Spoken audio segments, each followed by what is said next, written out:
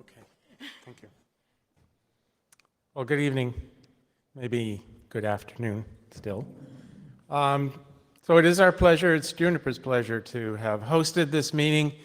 I hope you understand we have done our best. We put many, many hours into planning. There are some people in the audience maybe who are on the team too.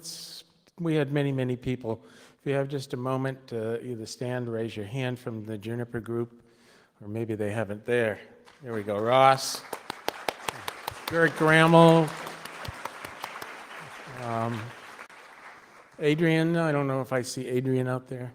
Anyway, it was our pleasure. I hope that those of you who went to the social event last night, Yari mentioned about the animals. I was looking for the happy Berlin nerd bear. Did anybody see it there?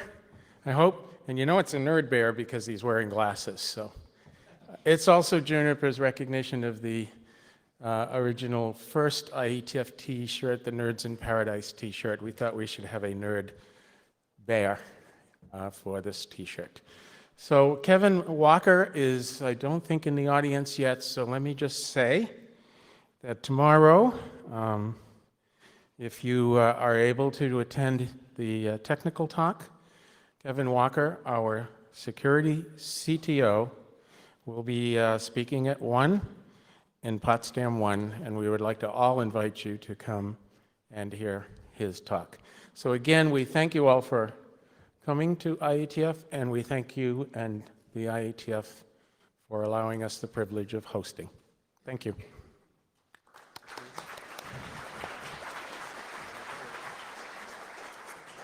Okay, don't go yet. So we wanted to recognize you with that plaque.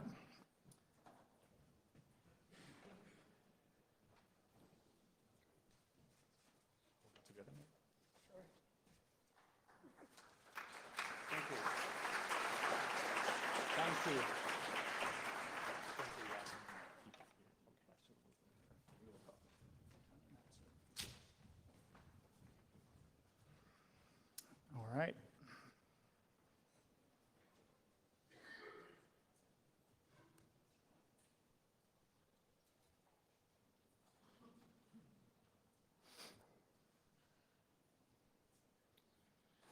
So, a brief report about IETF-wide topics.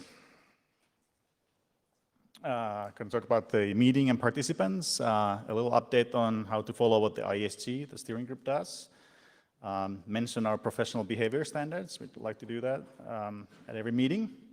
And give a list of experiments that are ongoing, not the technical ones, but the ones that we're sort of process-wise experimenting with. And there's far more material in the online report. Go take a look at that. Notable events in this IETF, a report from our retreat, a list of new, changed, or closed working groups, 5 new ones and changed 4 and closed 6, and have 8 under consideration in various stages of the process. And of course, it's not always certain that these result in a working group, but we're at least looking at that. We have a few non-working group mailing lists. We've not received appeals in this period. We talk about the status of the IANA stewardship transition from the IETF perspective. Another mistake on the slides.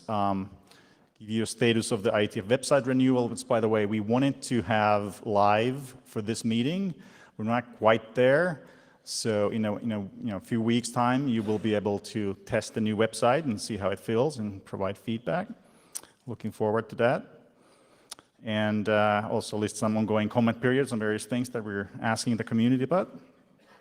And then there's a bunch of other reports besides the one that I sent. There's an RC editor report, secretariat report, IANA report, NOC report, although I'm not sure that's quite yet up there.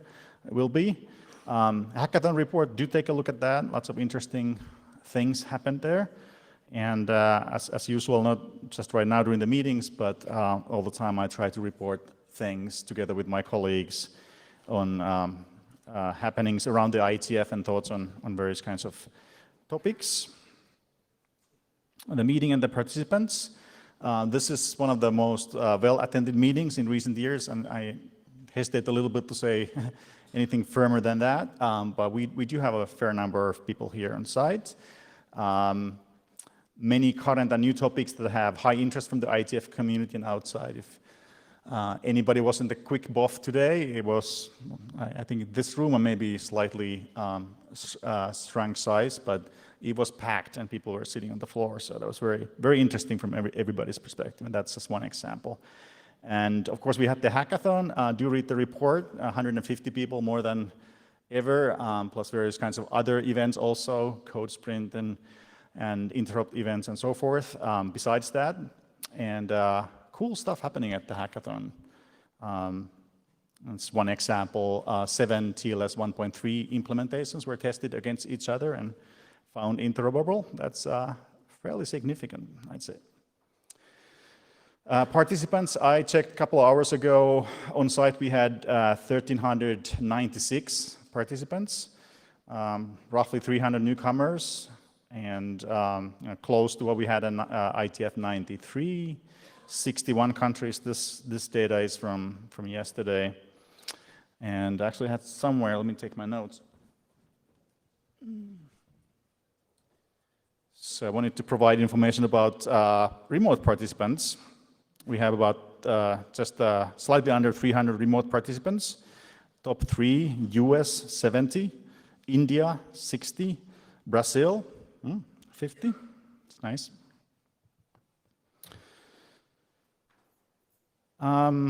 Okay, so the IHC, we're trying to, execute whatever you guys feel we should be doing in terms of standards, and the question is, how do you know what we actually are up to? And just wanted to provide an update on that, and sort of regular information about how you can see what we're doing. Obviously, all the last calls, new work proposals, approvals, discusses, you've been there, you see that. It's part of your daily discussions. I did want to highlight that the IST telechats are open for observers. So do follow them. They're relatively quick businesses unless there's some big topic to discuss about a particular document, for instance, or otherwise. And if you were the sort of owner or author of the document, it may be interesting to follow that, particularly if you expect some discussion of that nature.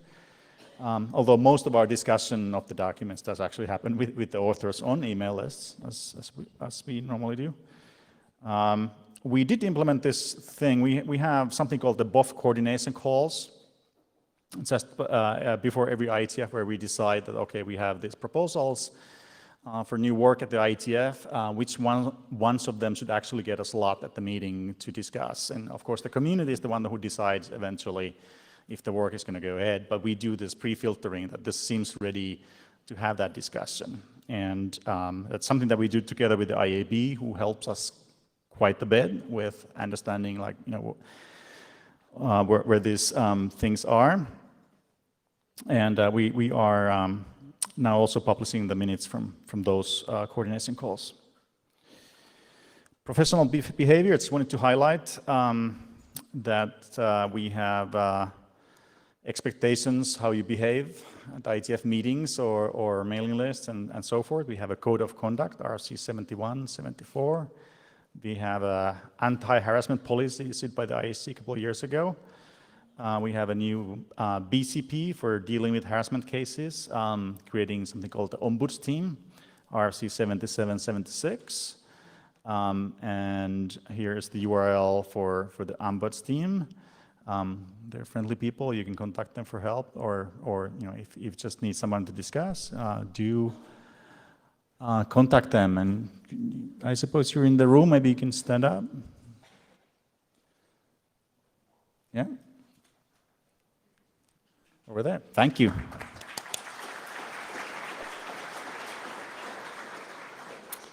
And it really is, by the way, very important that you guys volunteer for the various things that we do in this community. We don't have huge amount of resources to basically no resources to hire anybody to do various kinds of things. We are a volunteer organization, so you want something done, it may be a good idea to volunteer. So thank you for them for this effort. A list of some experiments that we're running, just wanted to highlight that. the IETF discussion list is a high volume discussion list with variable set of topics and basically no limits on topics, because it's the default list for other topics. And we've had some issues around how the discussion goes there. So a few months ago, we implemented the facilitators scheme, which is basically a few people helping guide the discussion. So that's ongoing. And the hackathon, usually we've been running that for a while now, 2 years, I think. And it's before the IETF on Saturday and Sunday. And now we're running also that throughout the week, or at least we reserve some space in the lounge throughout the week. And hopefully you can use that if you need to hack more on your project. And then, as you undoubtedly have noticed, we have this meeting starting time experiment going on. We started that in Buenos Aires. We decided to continue that here. Of course, eager to understand if this works well for you or not. And there's, obviously there's multiple parameters in this, meeting scheduling thing, and how many, what's the total length of the meeting, and how much of it is reserved for sort of formal working group meeting time, and how much of it is sort of free time where most of you will probably be talking to your colleagues and design teams and hallway conversation, which is also important. And then exactly where do you place that during the day? So please provide feedback on that. So I think that's it for my report, and if I can ask Leslie, Ray, and Tobias to come up on stage and talk about the administrative topics. Visas, a lot were issued, half of those to China, more than half. And you can see the registration revenues and the sponsorship revenues kind of balance each other out. So we're basically meeting our budget. Expenses we'll learn more about later. So Tom mentioned the Tech Talk on Thursday. I met with Kevin last night at the social, and it's Juniper for about a year, and for 5 years before that he was a CISO for Walmart Online. And he's very passionate about security, and he has some things to say, so I would very much encourage you to attend. If this is a topic of interest to you, you'll enjoy what Kevin has to say. So tomorrow afternoon at 1 o'clock. I also want to thank Juniper, Tom Walsh, and the team. I know they've been working for months to get this thing ready, and we were meeting over the last 12 weeks or so, run up to the meeting with Tom and Aaliyah and Ross. And it's a great group, and we appreciate all the work that you've done for the meeting. Hackathon, here are the sponsors. Huawei is the sponsor for the hackathon. They're doing all the 3 hackathons this year. It's also supported by Cisco DevNet, and Barry Lieber is the co-chair for Huawei, and Charles Eckel is the co-chair for Cisco. And it also has additional infrastructure support from ONOS. Bits and Bytes, I hope you'll be there Thursday night. And we have a bunch of tables there for folks, and here are some of the folks that are going to be there. Connectivity sponsors, we had 3 that were hooking us up for this meeting, and we thank them for their connectivity. And additional sponsors, Desix and Dot Berlin. Thank you. I want to thank the Code Sprinters, and this is the group that this is pretty much a pretty stable group. We'd like to get some additional folks to attend. This is on a Saturday. If you'd like to come and help develop the tools that the community uses, this is the place to be. And this is the group that works in the NOC. From all the volunteers, led by Jim Martin, and you recognize these names. They've been here and doing this for years, and they're what makes the network a rock and stable. The Veroland team, and then the Meet Echo group, providing for our remote participation. Thank you all. And now the heavy stuff. Leslie? Thanks, Ray. Thanks for leaving me all the fun stuff. Legal matters, I wanted to alert you that there is a new lawsuit filed in which the Internet Society is a defendant relating to IETF activities. It's Todd Glassy and Michael McNeil versus Microsemi Corporation et al. And you can find the details at that URL. And I intend to say exactly nothing else about it because it's an ongoing legal matter. Yes, meetings, as Yari mentioned. So IETF 100. I think that most people have had the opportunity to follow along with where we are with that. There was a long public discussion about the choice of location when we announced it at IETF 95. And in terms of near-term actions, the IAOC reviewed alternative site availability, other potential impacts of moving it, consulted with the ISG, was part of the ongoing discussion on the mailing list. But the long and the short of it is that we've decided to keep the IETF 100 in Singapore, but you really should look at the detailed explanation from the IAOC that is at that URL to get the full sense of the many things that we considered, the many things that your colleagues here have had to say about the situation, in particular because that's step one, and now we're on to step two and beyond to do the larger review of our guidelines and processes to make sure that our meeting planning works to everyone's satisfaction going forward. So for that, we are seeking to improve guidance. The IOC's job is to find the locations that fits the requirements of the IETF and, where possible, the IETF's desires. So unfortunately, both of these meetings, the meetings I'm going to reference now, are already done for this week. But you should be aware of the meeting venue working group now that has been established in the general area. It is focused on refining the IETF's stated requirements for meeting venues. And also, as a step, the IAOC has begun circulating lists of potential locations before we actually sign the contracts, before we start engaging in negotiations, so that you have the opportunity to identify if there are any barriers to entry, barriers to success, access, and inclusiveness that we may have overlooked. So those are announcements that are coming out sporadically as we're planning for the future, and do please respond as you see them. The other meeting that happened this week that was informational was the meeting. Wow, I'm not going to say that too many times fast. Run by Alyssa Cooper with some experts in human rights. Very informative session, and I would urge you to have a look at the recording from that session to get more information. So another piece of things that we wanted to update you on, transparency update. We did do a BCP 101 compliance internal review, just to make sure that we actually were disclosing the things that we said that we knew we were supposed to disclose. And the key areas include the financial side of things, process in terms of rules and procedures and guidelines, and any actions and reviews. All of this is, according to BCP 101, subject to any reasonable confidentiality obligations approved by the IOC.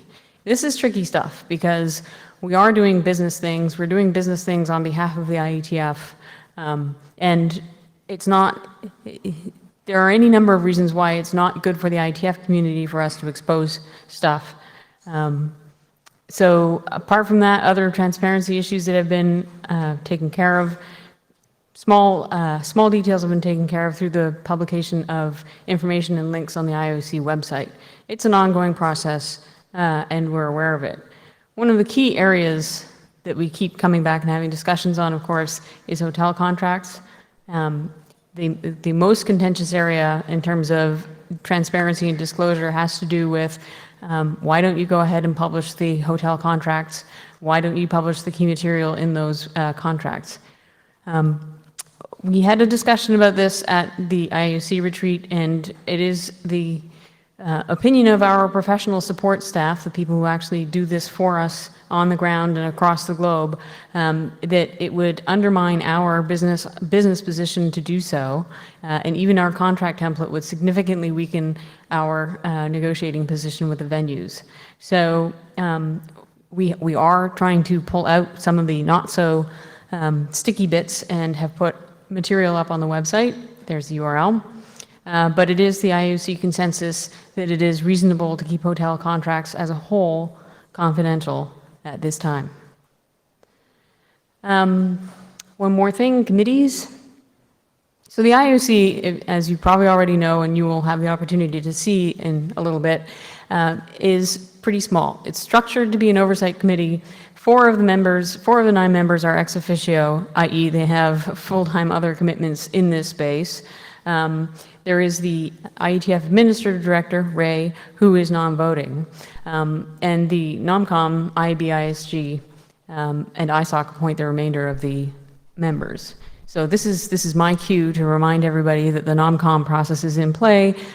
Please do, if you want to help diversify this committee, please do volunteer. The last time there was an open call for an open IAOC position was the ISG this year, and they had exactly 1 person who volunteered. And we appreciate that he volunteered, and we're happy to have him continue. But in general, the NOMCOM likes to have a broad spectrum of people to choose from in order to make sure that we get the best committees put together. Because it is such a small group, and because it really has relatively little flex in terms of people's cycles, to get work done, we have committees. And heavy lifting is done by those appointed committees, and they are constituted annually. The list of committees can and does change over time, and the membership in committees is certainly not permanent. So the role of these committees that we've established, that have been established for some time, is to develop materials and make recommendations for IAOC decisions. The decision-making still rests with the IAOC because we are the people who have been put in the seats to be accountable with the various and sundry accountability mechanisms built in. So you can see the details about the particular committees that we have, but we are currently looking for volunteers. If there are people who are interested in helping with the different activities, and the committees that are for which we are particularly interested in additional help are listed below, please see the message that I sent to the announce list yesterday, and do send in your name and your particular strengths for the different committees to be considered. We are particularly looking for interest by the 1st of August, and we're hoping to make a decision on filling out the committee membership by the end of August. I will put in a particular mention of the meetings committee. It is not the case that these committees will never be representative, because this is such a diverse group anyway, you can't have 2 of every kind. But we would particularly like to have more experience in terms of setting up this size of meeting in Asia. So if you particularly feel you've got expertise on that front, if you've got particular contacts and awareness on that front and are willing to spend some time, please give it some consideration and let us know. So everything else is filed for offline viewing, lots of charts, lots of data. If you want to see it, and I hope you do, please have a look at the proceedings page. Thank you.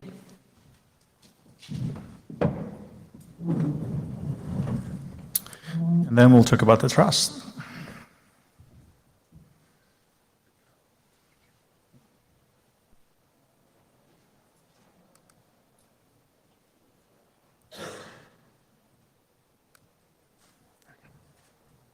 Okay, hello. So I actually did like the bear. I was just wondering where's the beard, but well, that might be something missing for the nerd bear in the future. Maybe he grows one after this meeting or after this trust report. We will see. So we had a few changes also for the IETF trust. Lou Berger was elected as trust treasurer. In the past, we didn't have that, but now we are very happy and thankful that we could convince Lou to take that. George, who is also our IETF attorney, is also confirmed as the trust attorney.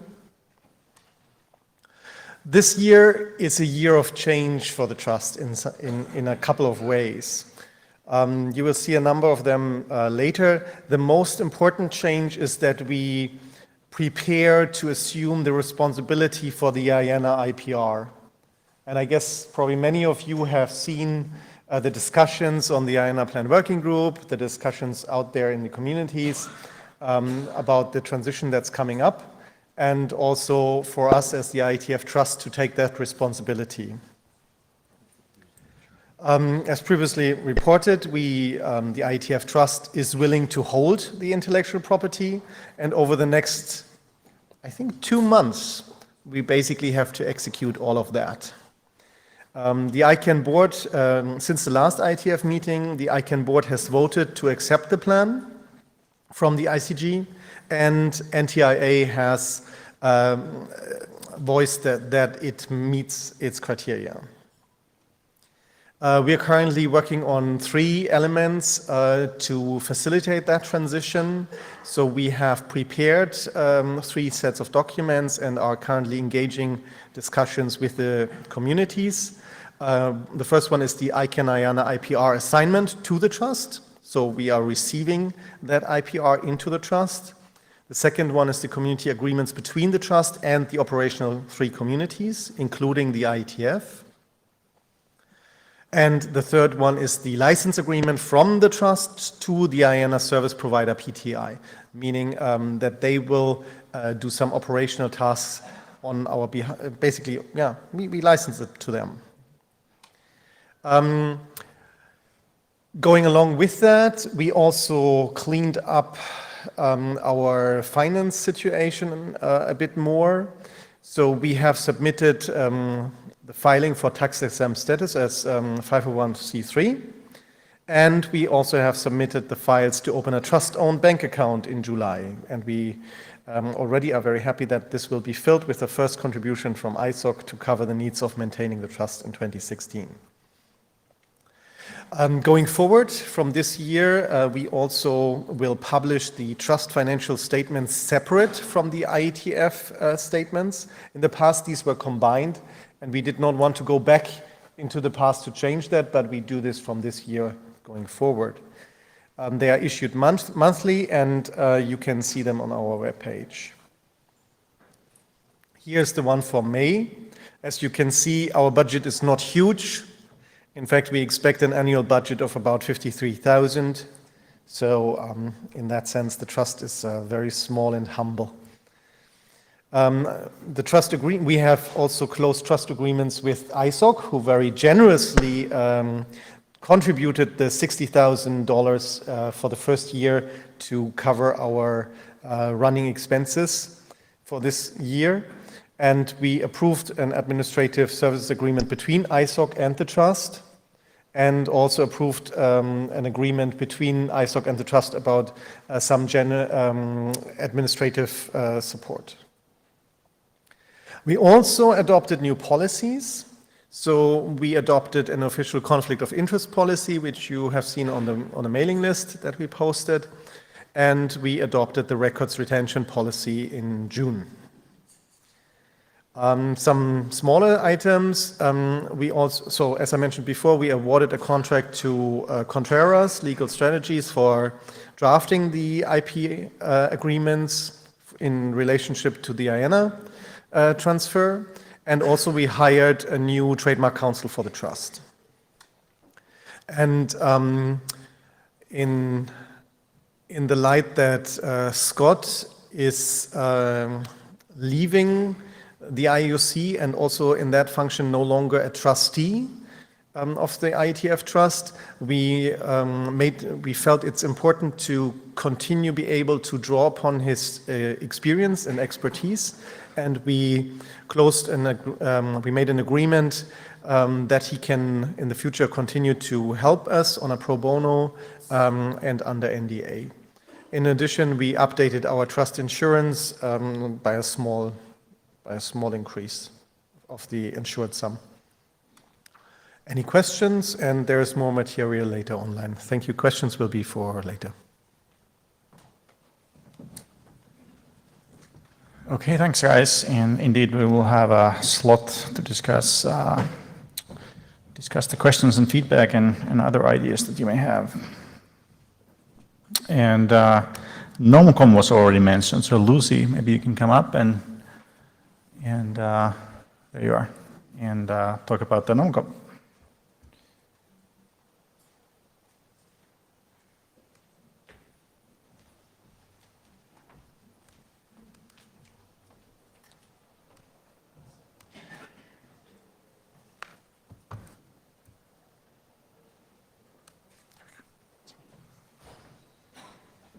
Hi all, I'm Lucy Lynch and I am this year's NOMCOM chair. I will be very brief. The NOMCOM has a process that moves in stages. The first stage was my taking on the role and finding a pool of volunteers who are willing to serve.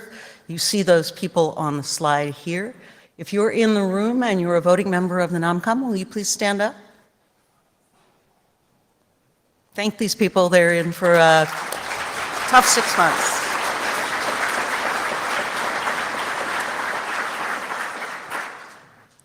Our job, let's see if I can get it to advance. Our job is to fill the following positions. You will note that there is a slot open, as Leslie mentioned, on the IAOC this year. In addition to the traditional IAB and IESG slots, the chair slot is also in play this year. I want to make a couple of short remarks. Thanks to everyone who volunteered to serve. Thanks to those people who checked my code on the random selection process. Huge thanks to everyone who was selected as a voting member. Nominations open August 25th. The cycle closes for nominations October 8th. Your responsibility and what I need from you, from the community, is to give me the best possible pool of candidates for this year's NOMCOM. We have incumbents on the past slide were marked with an asterisk, and if I go back, you will see that we have 6 seats where the incumbent has stated that they will not run again. That's a large amount of change, and I would like to be spoiled for choice. That's it from me.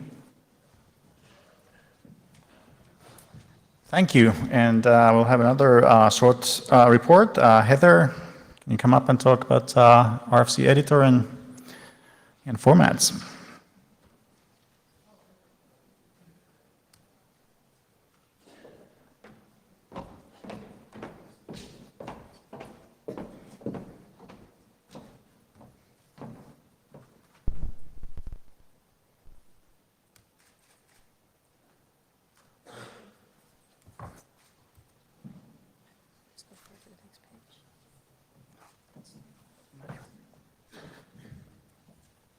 Okay, I'll keep this very, very brief.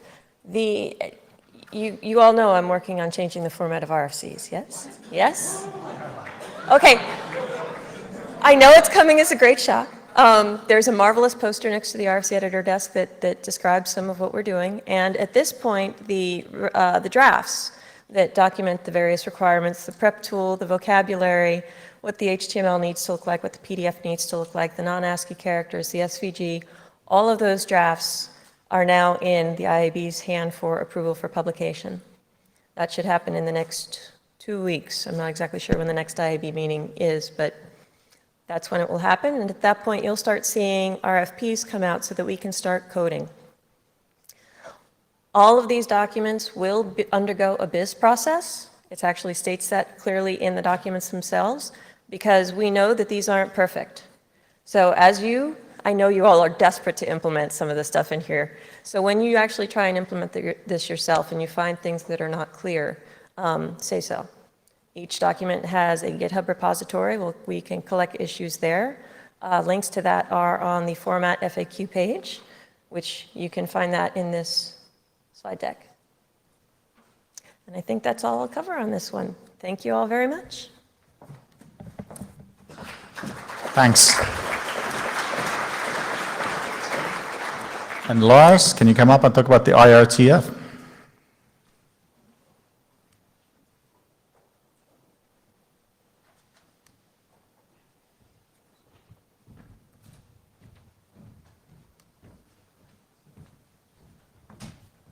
Hi, I'm Lars Egger. I chair the IETF, the Internet Research Task Force.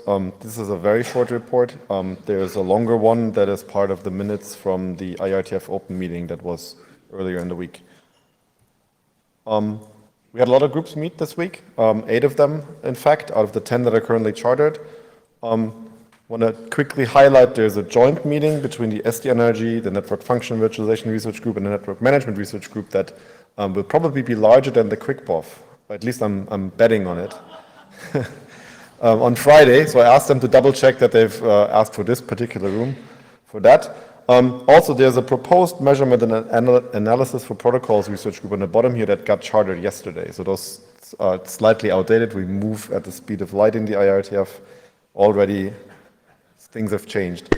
The proposed network machine learning research group, however, is still proposed. Thursday morning, we're going to review the Gaia research group with the IAB. We do this once a meeting, a different group. I'm stepping down in March. This should also not come as a surprise. I've said this many times. There's a call for volunteers. We have 5 candidates that accepted to be considered for this. Stephen Farrell, Brian Haberman, Dirk Kutscher, Alison Mencken, and Colin Perkins. The IAB would like to hear from you about views on who would be the best candidate for the role.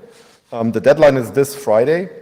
So I would encourage you to minimize the bad attitude chat room for 5 minutes and type an email either to iabchair@iab.org or executive director at iab.org. They will forward your comments to the IAB vote list, and they'll be treated confidentially like NomCom input would be. So deadline this Friday, please give the IAB information. We do give out the Applied Networking Research Prize. We have been giving out for a while now. We're doing this together with ISOC. We had 53 nominations in 2016, which is the highest number yet. We picked 6 of them. 2 of them talked in Buenos Aires. 2 more have talked earlier in the week, Dario Rossi and Samuel Gero. And we get some corporate support from Comcast for that. And Comcast has renewed this for the next cycle. They need not stay the only corporate sponsor. Come talk to me and Matt Ford if you would like to support the ANRP. This allows us to bring back some of the prize winners that have started to engage with working groups in the IETF and give them more opportunity to influence the work. Also, it's the 5th year that we're doing this. We started at IETF 81, which is exactly 15 IETFs ago, and we're at IETF 96 now. So we have 26 award winners over those 5 years. If you're sort of interested in how you win, these are the academic conferences where you first need to get your paper in. ACM IMC, Measurement Conference, SIGCOM, Usenix NSDI, CONEXT. All of them are very tough to get in. And then you need to also get chosen, which is a 10 to 15% affair if you look at the numbers on the right. So we are receiving between 20 and 50 nominations every year. The number's going up, which is great. We're giving out roughly 6 awards. That's, I think, the maximum we can do. And so the rate is actually quite low. So it's a pretty prestigious thing. Matt Ford crunched some numbers, and 13 of our 26 winners actually came back on their own money, which I think is an excellent quota. So I'm very pleased about that. 4 of them are here at this meeting. And 11 others, we used some of the funds we have for the INRP to bring them back as well. And we have 1 research group chair that came out of this, which makes me super happy. That was worth it just to get Kenny.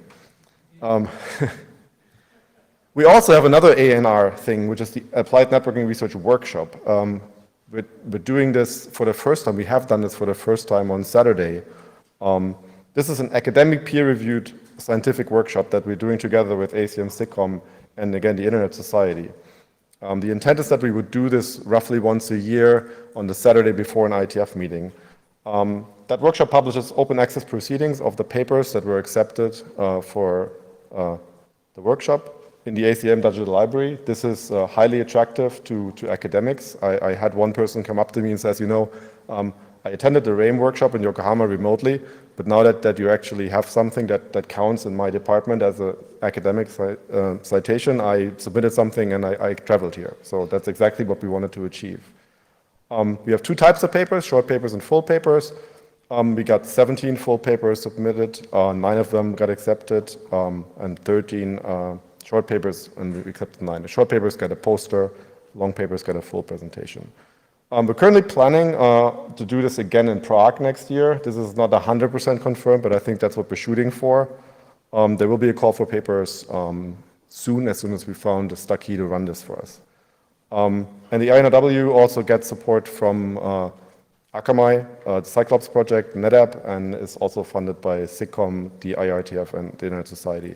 But I specifically mentioned Akamai because they committed to 3 years from the get-go, which is very nice because that gives us the ability to plan. We don't run a profit here. So all of the money that we don't spend on the event itself, we actually use for student travel grants. And I didn't put this on the slide, but should have. I think we flew in 6 or 7 students. I think 2 from India, 2 from South America, and a few from various places in Europe, and had them engage with the researchers. And we hope that they get something out of that and will, come back. And that's me. Thank you. Thank you, Lars. And next up, I will invite Kathy Brown, ISOC CEO, to come on stage so that we can recognize some of the events that you've seen take place in relation to IETF funding recently. And as she's coming up, I just want to say that the IETF funding structure and practice is something that we need to evolve as the world and the IETF evolves at the same time. I made the observation earlier that while most of our work is actually over the internet and our funding structure and sponsorships are largely tied to meetings. So the meeting fees that you all pay plus hosting and all of that, that's 2/3 of our funding, and it's meeting based. And it could be good to see that evolve, not maybe overnight, but over time to a slightly different balance. And I'm happy to see the things that Kathy will be talking about because of this thing.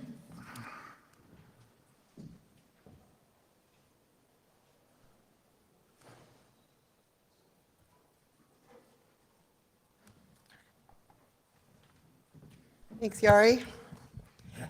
You will remember that the endowment was founded in about, I think it was 2012.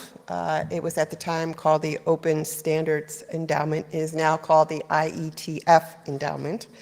It had some early pioneers who contributed to that endowment, to which we are most grateful. It kept the endowment alive for a while. Thank you, John and others. And I think John and others are here. We have spent some time trying to regain momentum to actually fund the endowment. And today we have some good news around that, which you've already heard earlier in the week. But first, let me say a little bit about the endowment. The aim of this endowment is to provide long-term support to the IETF.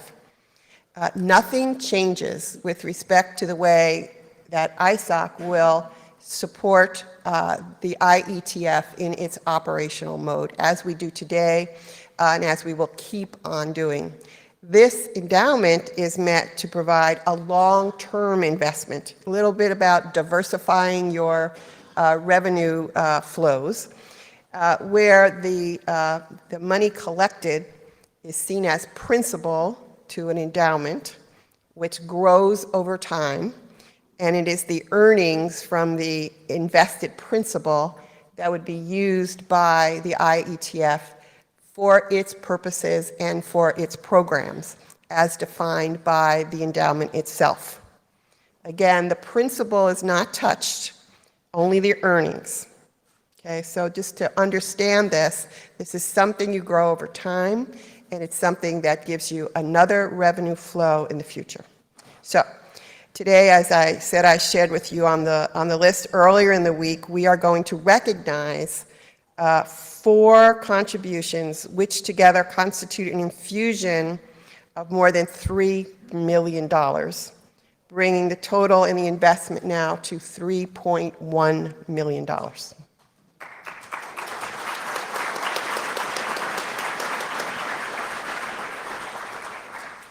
So this is, I think, is a very good start. Our goal in the next 2 years, I hope, is that the endowment would have $20 million in it. Small donations of $75 or more are accepted anytime. And shortly, we will announce the next phase of the campaign to continue to seek large contributions.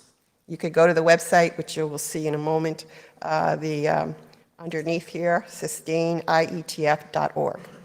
Okay, so now, I'd like to recognize those organizations who have made these very generous contributions.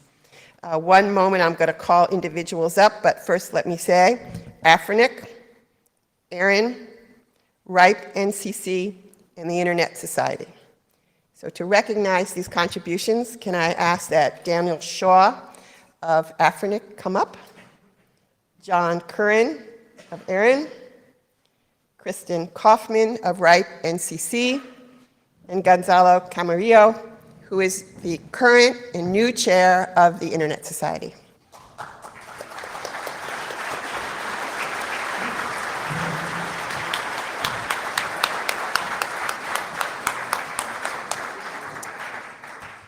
So this is very significant. I do want to recognize these folks and their organizations for their generous contributions. We have a plaque.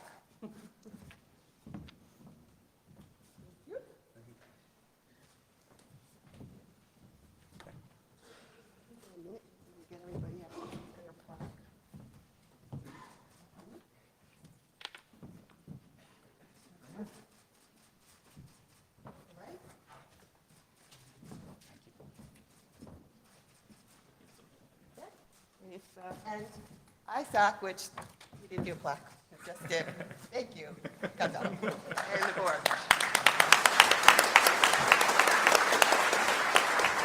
John, perhaps you want to say a couple words? Go ahead.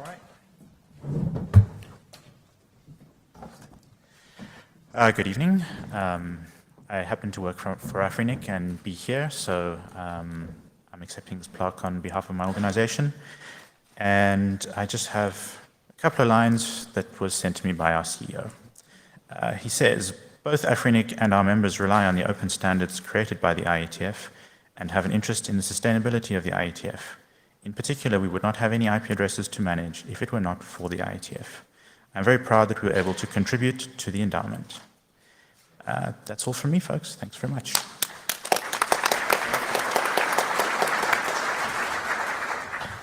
Good afternoon. I'm John Curran, the CEO of Aaron. As previously spoke, the RIR community is indebted to the IETF to have the very numbers by which the RIR community operates. And in particular, the Aaron community, we felt it was appropriate that the IETF have an endowment, a source of long-term sustained funding for its work and maintenance on the very protocols that make the internet work. So very happy to make the contribution, and thank you. Keep doing the good work.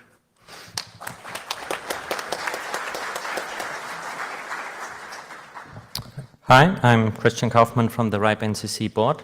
So apparently since today the RIRs have a dress code, as you see on John and me. But besides that, we actually brought our own money. The IETF and the RIPE NCC have actually a long history in working together and collaborating on the stability of the internet. If you think about CIDR, IPv6 working group, but also the collaboration during the IANA transition is a good example for it. So the RIPE NCC is quite proud to actually collaborate and help to sustain, help with the sustainability and the future of the IETF. Thanks.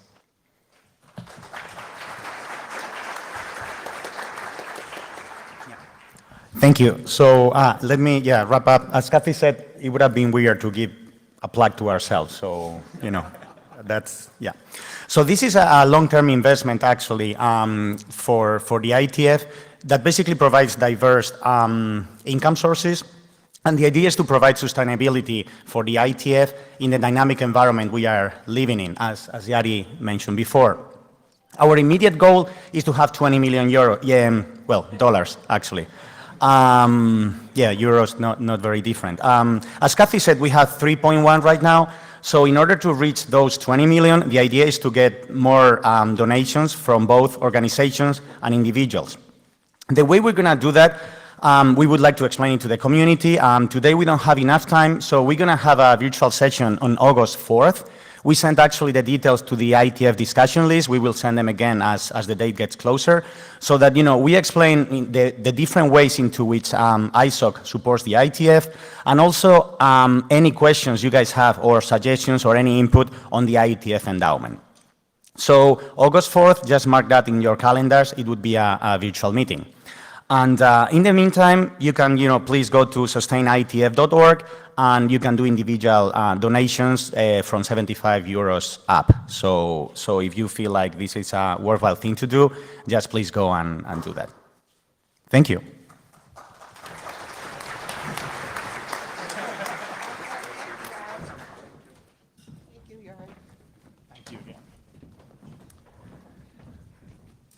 I can't thank you enough. That is very important.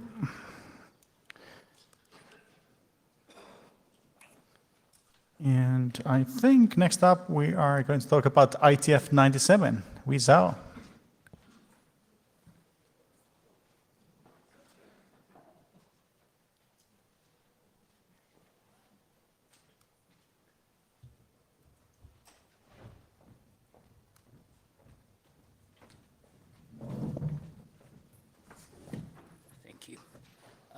Good evening. IETF is the most important standards organization for internet technology community. And also, it is one of the most important standards organization for our company. So we started to send our engineers to participate, and about 11 years ago, and participated IETF and make the technology and the leadership contributions. There is the other ways that we try to contribute is hosting the IETF meeting. So the last time we hosted an IETF meeting, it was about 3 years ago, and 2013, November in Vancouver. And we are very pleased that we have another opportunity this year to host the IETF 97 in Seoul, Republic of Korea.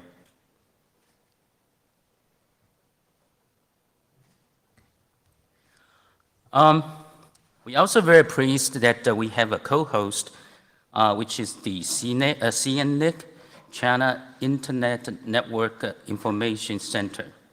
And also there's a bunch of opportunities for additional sponsors. There's a big space here for your company's logos. Talk to Ray and talk to Yari for the extra sponsorship. As Yari mentioned that before, that this meeting, the 96, the hackathon is a very success. We have over 150 participating for hackathon, and we'll continue sponsor the last hackathon for this year, which 2 days before the IETF 97. And I understand that the weather probably will be a little bit chilly over there, but it's better than Minneapolis, so. And also I want to say, thank you. I want to say just a few more words about the hackathon. So I think that's the second year for IETF for hackathon. And as I mentioned that in Sunday hackathon event, and I think the IETF probably we needed to at least look more beyond the hackathon, is really to figure out how to embrace the open source, how to make the open source and open standard that can work together, that can benefit together. And as a matter of fact, some other organization is already very serious looking at this sort of embracing both sides together. And before I finish, I think I learned some Korean. I want to try. And actually, I looked for a Google Translator, and it gave me a very long things, and I couldn't pronounce. So I asked one of my colleagues, he's from Korea, he gave me a short one. Oh, it's quiet. Daeham Mingo So Wangyin Hanita. So welcome to welcome you to Seoul, Korea. Sorry.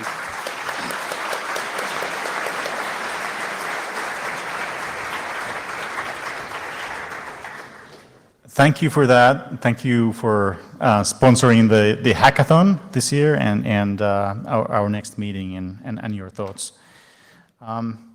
Next up, Ross, can you come up?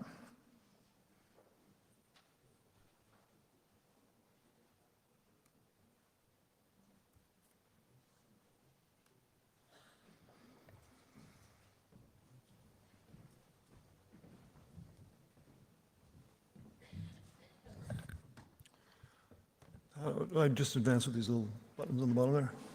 Okay, okay. So I'm actually, some of you probably know, I'm going to be retiring in just a few weeks.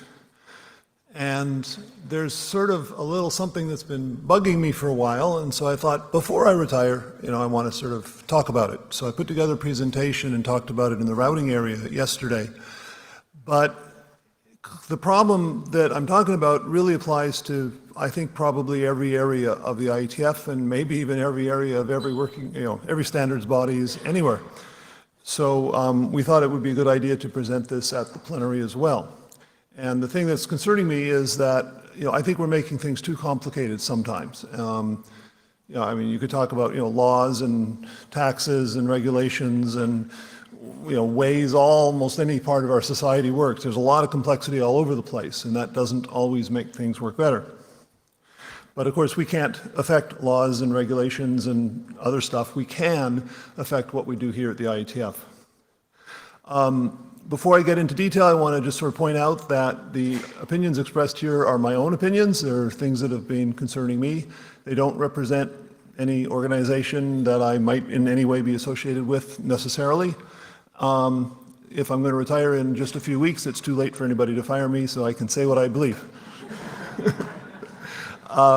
We are, of course, seeing multiple options, multiple different ways of doing the same thing. We find, in many cases, there's additional options and additional capabilities being added to many of our protocols. Certainly diversity in approaches, it's inevitable, and in a great many cases, it's valuable. It can be very valuable. But I think we have to be a little bit careful about making too many alternatives and beware of creating so many options that some vendors implement some vendors implement others, and we end up with a lack of interoperability. There's a lot of examples. I probably could pick on, an example from any area if I had the expertise in every area, which, I don't, of course, have expertise in every area. I don't think anybody does. But there's a lot of examples all over the place. I'm just going to pick on one. It's just the one I happen to pick. And so I'm going to talk a little bit about virtual private networks. Virtual private networks have to support private addresses. For example, for layer 3 virtual private networks, there's many, many private networks all around the world that use network number 10. So you can't just route a network number 10 packet across the middle of your service provider for each of 100 customers that are all using the same addresses. You have to encapsulate it. Over too many beers earlier in the week, I thought of a way you could do it without encapsulation, and it's really, really ugly, and nobody would ever want to do it. So you really have to do encapsulation. We could do it with connections, or we could do it without connections. Right? So with connections, you can do it with MPLS. You take whatever your private packet is, stick it in an MPLS header, ship it across your service provider network, deliver it at the other end. There are 3 ways to signal your labels: LDP, RSVP, or BGP. There are some subtle but important differences in semantics as to just what it means when you get a label with each of those approaches. So there is a reason that there's 3 of them. There are defined OAM protocols, primarily using LSP ping and BFD. So there's ways you can manage things, make sure your packets are getting through, and so on, and measure performance. That's, of course, widely deployed all over the world, supporting a lot of private networks and making money for a lot of service providers. I hope. I think it is somewhat profitable, I hope. Connectionless approaches, you don't really need a connection to support a VPN, right? You could just have a connectionless encapsulation. And there's lots of ways to do it. You could take your IP packet that's in your private network with your network 10 address, encapsulate it in an IP header for your service provider, and ship it across. Now, when it says IP in IP there, there's really four options, right? There's IPv4 in IPv4, or you could decide you're putting IPv6 in your service provider and encapsulate IPv4 in IPv6, or IPv6 in IPv4, or IPv6 in IPv6. So if a vendor wants to implement all possible options for datagram encapsulations, there's sort of just the first item there on the bullet is really four options. You could also, of course, do IP in UDP in IP. You could do IP in GRE in IP. You could do IP in GRE in UDP in IP. You could do L2TP. You could do IPsec. There's two different modes of IPsec. I'm not an IPsec expert, so I won't even try to say what they are. Given all those options, it's very hard to get one of them implemented and deployed everywhere. So people are using MPLS for their VPNs, but in some cases they don't want to set up connections across the core of their network. So they want to do MPLS over some sort of datagram IP service. So of course you can encapsulate MPLS in IP, except that the switches across the middle of the network might not be able to look inside an IP packet to hash on an MPLS header. And in many cases, your tunnels can be carrying a lot of traffic from, in some cases, a lot of different private networks, or maybe just a lot of different sites inside one private network to other sites inside a different part of the private network. So in order to allow hashing across the core of your service provider network, you might decide to encapsulate MPLS in UDP in IP. And of course, you can use VXLAN. Lisp has been proposed as another alternative to support VPNs. And there's probably other things. And in fact, I realized when I gave this talk yesterday that I missed one, which is, I've seen proposals for MPLS in GRE, in UDP, in IP. I've probably missed others. The problem with all those options, any one of those could, well, I won't say, I'm not enough of an IPsec expert to know whether the encryption stuff could be done, but all of the rest of that stuff could be done in ASICs on, a terabit slot in a router just fine. The problem is, where I've listed IP and IP, when I listed one thing, it's really four things, right? So that 10 things I've listed are really probably more like 20 or 30 or 40 approaches. You're not going to implement 40 different ways to do datagram encapsulation in an ASIC, because it just is not sensible. So we run the risk that some places in the world one approach gets implemented, some other places something else gets implemented, some vendors do one set or subset of all the options, different vendors do different subsets, and you can end up with a lack of interoperability. Now, whether that's an issue or not, I want to take a different perspective. Right? The internet has been called the largest machine ever made. There are billions of computers and billions of users. When I started working on stuff related to the internet, it was doubling basically every 6 months, both in terms of number of users and amount of bandwidth. At this point, we've gotten to the point where we have so many users that we probably only have one more doubling left, because we've probably got about half the human population on the internet already. But we still have explosive growth in the number of applications that are available and the use of bandwidth. Now we're all watching TV shows over basically internet service rather than broadcast, analog TV stuff. There's a lot of different, really explosive use of the internet. As an example, this past Friday, I went to the airport in Boston and got on an airplane and flew here. So the day before that, because I was going to be away for a few days, my family went out to an ice cream place last Thursday night to get ice cream. And this is a pretty big ice cream place. They have 30 or 40 different types of ice cream, and they have a putting green or actually a miniature golf, and they have pitch and putt, and they have tents where corporations can have their summer parties. So it's a pretty big place. And we've been there a lot of times, but last Thursday, for the first time, I saw large numbers of people, mostly teenagers, but a few kids and a few adults, wandering all over the place looking for Pokemons. Right? So my 20-year-old daughter, who is 6 feet tall and looks a lot like Maria Sharapova, was talking to, a couple of somewhat, let's just say, teenage boys who look like they'd be comfortable in our computer labs. And, they were busily chatting away about where the best Pokemons are. And then my two daughters went rushing off together, off to where the most Pokemons were. And I started watching this all happen, and I was thinking, this is really exciting, right? This is my first reaction is, we've changed the whole world. This would never have happened even 10 years ago. My second reaction was, no one vendor could ever have done this. Not only could no one vendor have ever implemented it, no one vendor could even have thought of it to do it. No one service provider could have done this. You know, some number of years ago, we were hearing about, oh, you know, we'll have walled gardens where your service provider will give you internet service and they'll do all the applications and they won't really let you out. Well, that sort of went away because there's just so much explosive growth of the way the internet is used. Now, the internet exists because of multi-vendor interoperability and multi-service provider interoperability. When we started the internet way back when, if we had 10 different versions of IP, and one got implemented here, and one got implemented there, and one got implemented in this other country, and one got implemented by a different vendor, this never would have happened. In order for this sort of explosive growth to occur, we need real, effective, well-written, interoperable standards that everybody can implement.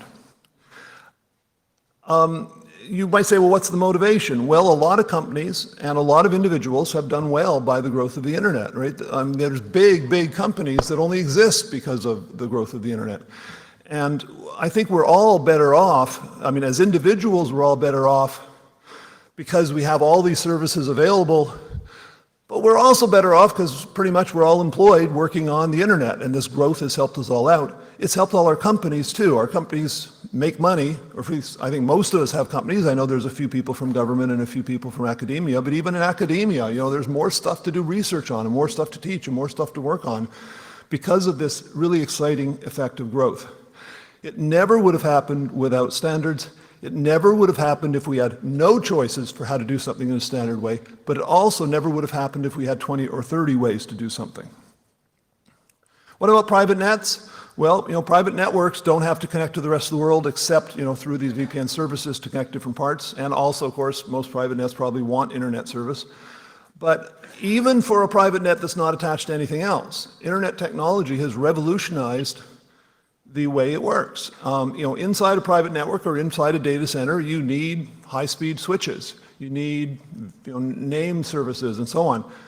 The size of the internet, the scale of the internet has driven a lot of investment to drive up the performance sort of at a lower cost. You know, the number of dollars it costs to buy a bit per second in a router goes down. The amount of power it takes to do a bit per second in a router goes down over time. Of course, the bandwidth we need is going up so fast that, you know, the amount of power and money it takes to fill up a room with equipment might go up over time, but that's only because the performance is going up so rapidly. Certainly this internet scale drives performance, and therefore that all gets used in private networks. And again, that requires effective standards. So I believe the IETF needs to sort of be wary of too many unnecessary standards. And I think this is really hard to do. It can't be imposed from the top for at least two reasons. One is if we have a working group with 200 people to say we want to do a standard that looks like this, and they take it to their AD, who's the AD to say, oh, you 200 people are wrong, we're not going to let the standard through? Well, maybe if it's like really broken or totally redundant with something that's widely deployed, in some cases that might be okay, but I think you can't do a lot of it. Probably more important, if you look at all the people in this room and all the people who participated in the IETF this week, whether in person or remotely, the total amount of intelligence and the total amount of knowledge and the total amount of work that we all do together is just completely, totally beyond what any one single person could ever do. So, I mean, in some sense, we all have to be somewhat humble because just look around the room and say, for everything you know, everybody else in the room together knows a whole lot more than that. And so, just a tiny handful of people cannot fix this problem. It's going to take all of us to think about it. And it's to the advantage of all our companies and all of our research organizations and governments and whatever for the internet to be successful and to continue to grow and to continue to have Pokemons poking up all over the place or whatever the next exciting application is. So I'm just sort of asking everybody to think about When something comes up for working group adoption, is it really needed? Should it be done with an existing tool? Do we need another tool? It's a hard process and one that I think we need to think about. So that's all. Thank you.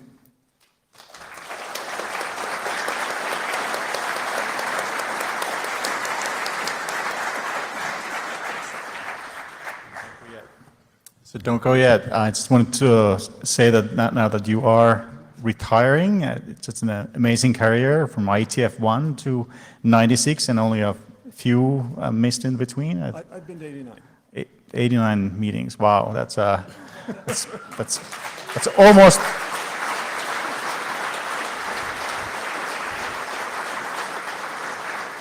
That's almost 2 years of your life spent with this group of friends. And thank you for that, because it's been really good. And I remember, like, you and I served the ISC for a while together, and there's always an impending catastrophe of the week or the month or the year, and you stayed always calm in the face of that catastrophe. So thank you for that. Thank you. We wanted to give you a plaque as well. Oh, thank you.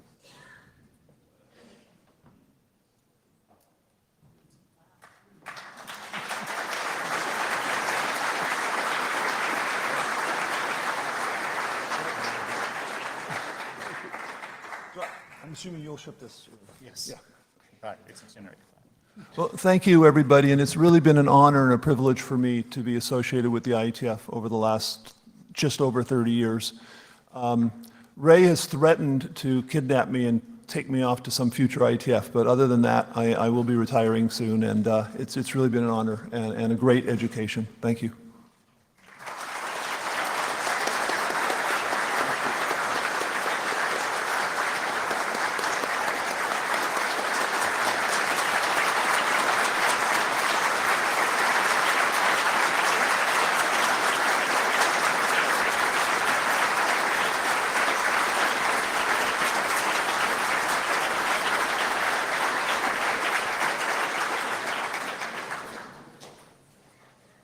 All right, and unless I have missed something, have I? Anybody feeling like they need to present something still? Probably not. So we're going to go to the open mic sessions, and the first one is for IAB. So Andrew and the rest of the IAB, you can come up.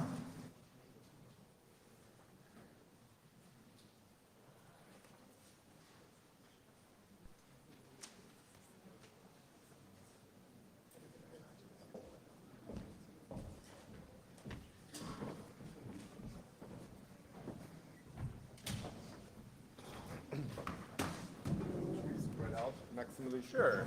Yeah. Over here?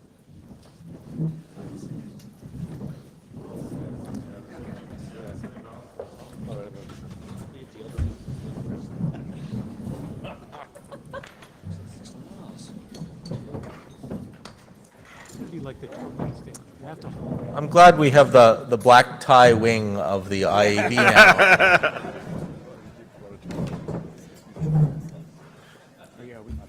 We'll be looking forward to the dance recital later. So I am Andrew Sullivan. I am the chair of this esteemed group, and I'm going to start over there, and everybody can introduce themselves.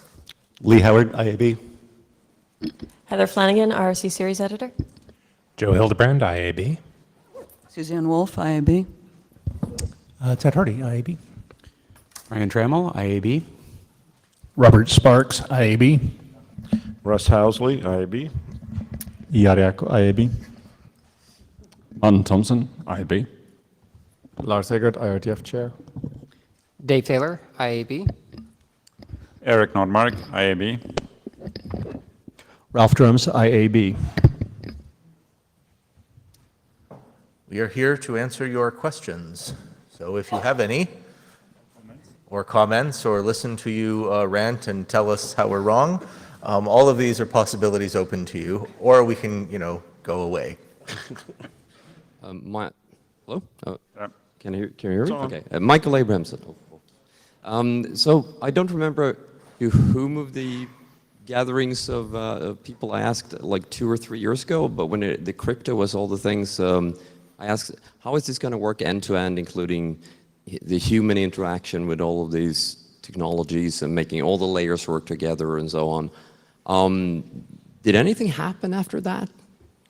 Like I was talking about human factors and potentially researching this, and how are we going to make this all work together, especially if it's not like a top 5 technology company in the world that has a lot of resources to do this themselves, but actually give advice to the free open source community and so on, and in making sure that you can, I mean, I still really don't have much for us to send encrypted email, for instance, with throw the layers and all that, to make it all fit together, not have disparate mechanisms that don't fit seamlessly together. Well, I think it is fair to say that there remain some challenges. You know, we have a privacy and security program. Perhaps the PrivSec folks would like to say something about it. Ted Hardy. So the work that the IB Privacy and Security Program has focused on has actually been more on how to make the different pieces of the stack work together. So we worked very closely with the Stack Evolution program. And the folks in the transport area, you may have noticed a couple of BOFs from us in a couple of workshops. Marnu was one of the workshops that was on managing mobile networks in an encrypted world. That gave rise to a secondary BOF here called Accord, and it's informed some of the work that's coming up in the Plus BOF tomorrow. So there's definitely pieces of that. There are kind of 2 key pieces of human factors that we might actually really do here, one of which is around key management, which is a difficult problem, especially for humans. And the other is on the much more difficult task of how you make this comprehensible to the folks that are using this technology, what's actually protected and what's not. I think there's been an interesting set of discussions in the news recently about Tesla and how calling their feature autopilot turned into kind of causing people to misunderstand what protections it actually provided. So we've worked a good bit with the W3C. Wendy Seltzer, who's the lead of their ping activity, is also in the privacy and security program. But that part of kind of the presentation layer aspect of it hasn't really been a focus for us. This is Russ Haslett. I'd like to just add a couple things to what Ted said. We've seen a uptake in some places where people are using more techniques to encrypt email, but it does still remain too hard to get a certificate for at least my mom to do it. And so you should try explaining to your mom what a certificate is. No, I don't. Much less how to get one. So anyway, there's a lot of work going on. But at the same time, what we're seeing is more and more uptake automatically. In fact, if you look in the quick BOF that was in this room earlier today, the encryption is just in there and turned on by default. So one extra thing that I think we have started to make some progress on, aside from the email piece of this, on the web at least, the work that we've done here on Acme and the ability to get a certificate easily, I think has started to actually move the needle. If you look at the amount of encryption on the internet before and after Let's Encrypt went live, you can actually see a change in the slope of the line, which I think is a testament to the work that a lot of folks here have put in time, money, effort, and sweat to make happen. So I'm not saying that we're there, but I think a little bit of progress in the last couple of years has started to accrue.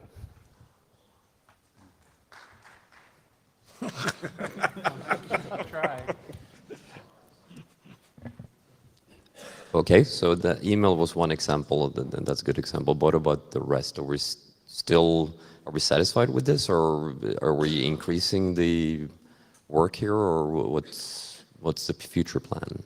It seems to me that if we were satisfied with the internet, we would just go home. No.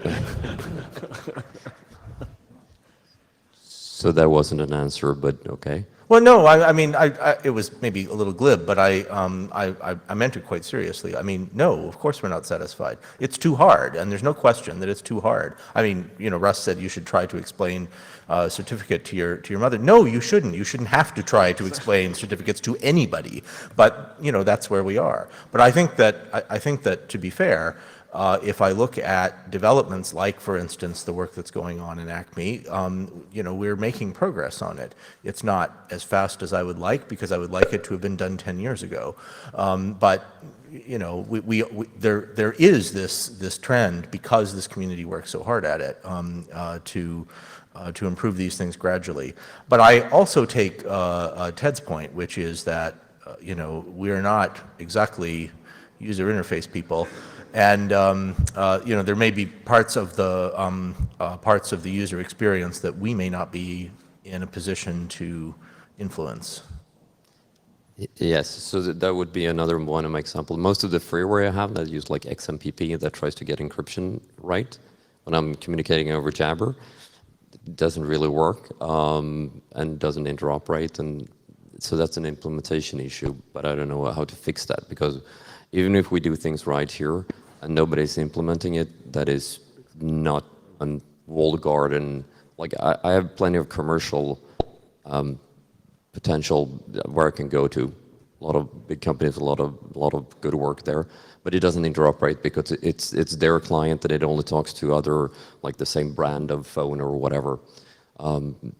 So is there anyone else we can work with to actually get these implementation and the infrastructure that the open source implementers need to have in order for them to actually make this work, to actually get more code out there architecturally that implements the mechanisms we have? So one of the options here would be to work with the Internet Society, which has a Deploy 360 program, which thinks about how to encourage deployment of useful technologies. They've certainly done a great deal of work with DNSSEC. And if you have ideas for programs that are sort of outreach and educational, either to users or to the development community, certainly you could bring them either through us or directly to the Internet Society.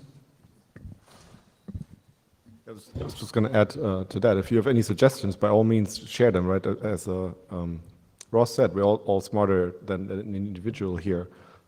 It sounds like you have something that you want us to do. I have some suggestions of easier for us to know what a it little is. bit of this. So yeah, so you just send it to IAB as a whole, and then someone picks it up, or where do I send it? Is there an issue tracker I can use, or? Yes, send email, or you're at the microphone now. You can also just try and summarize it. It's a short thing. It'll take too long to explain here. I think there are other people who might want to say. Just send us an email, and we'll help to disposition it and find a place to get it worked on. Okay, thank you.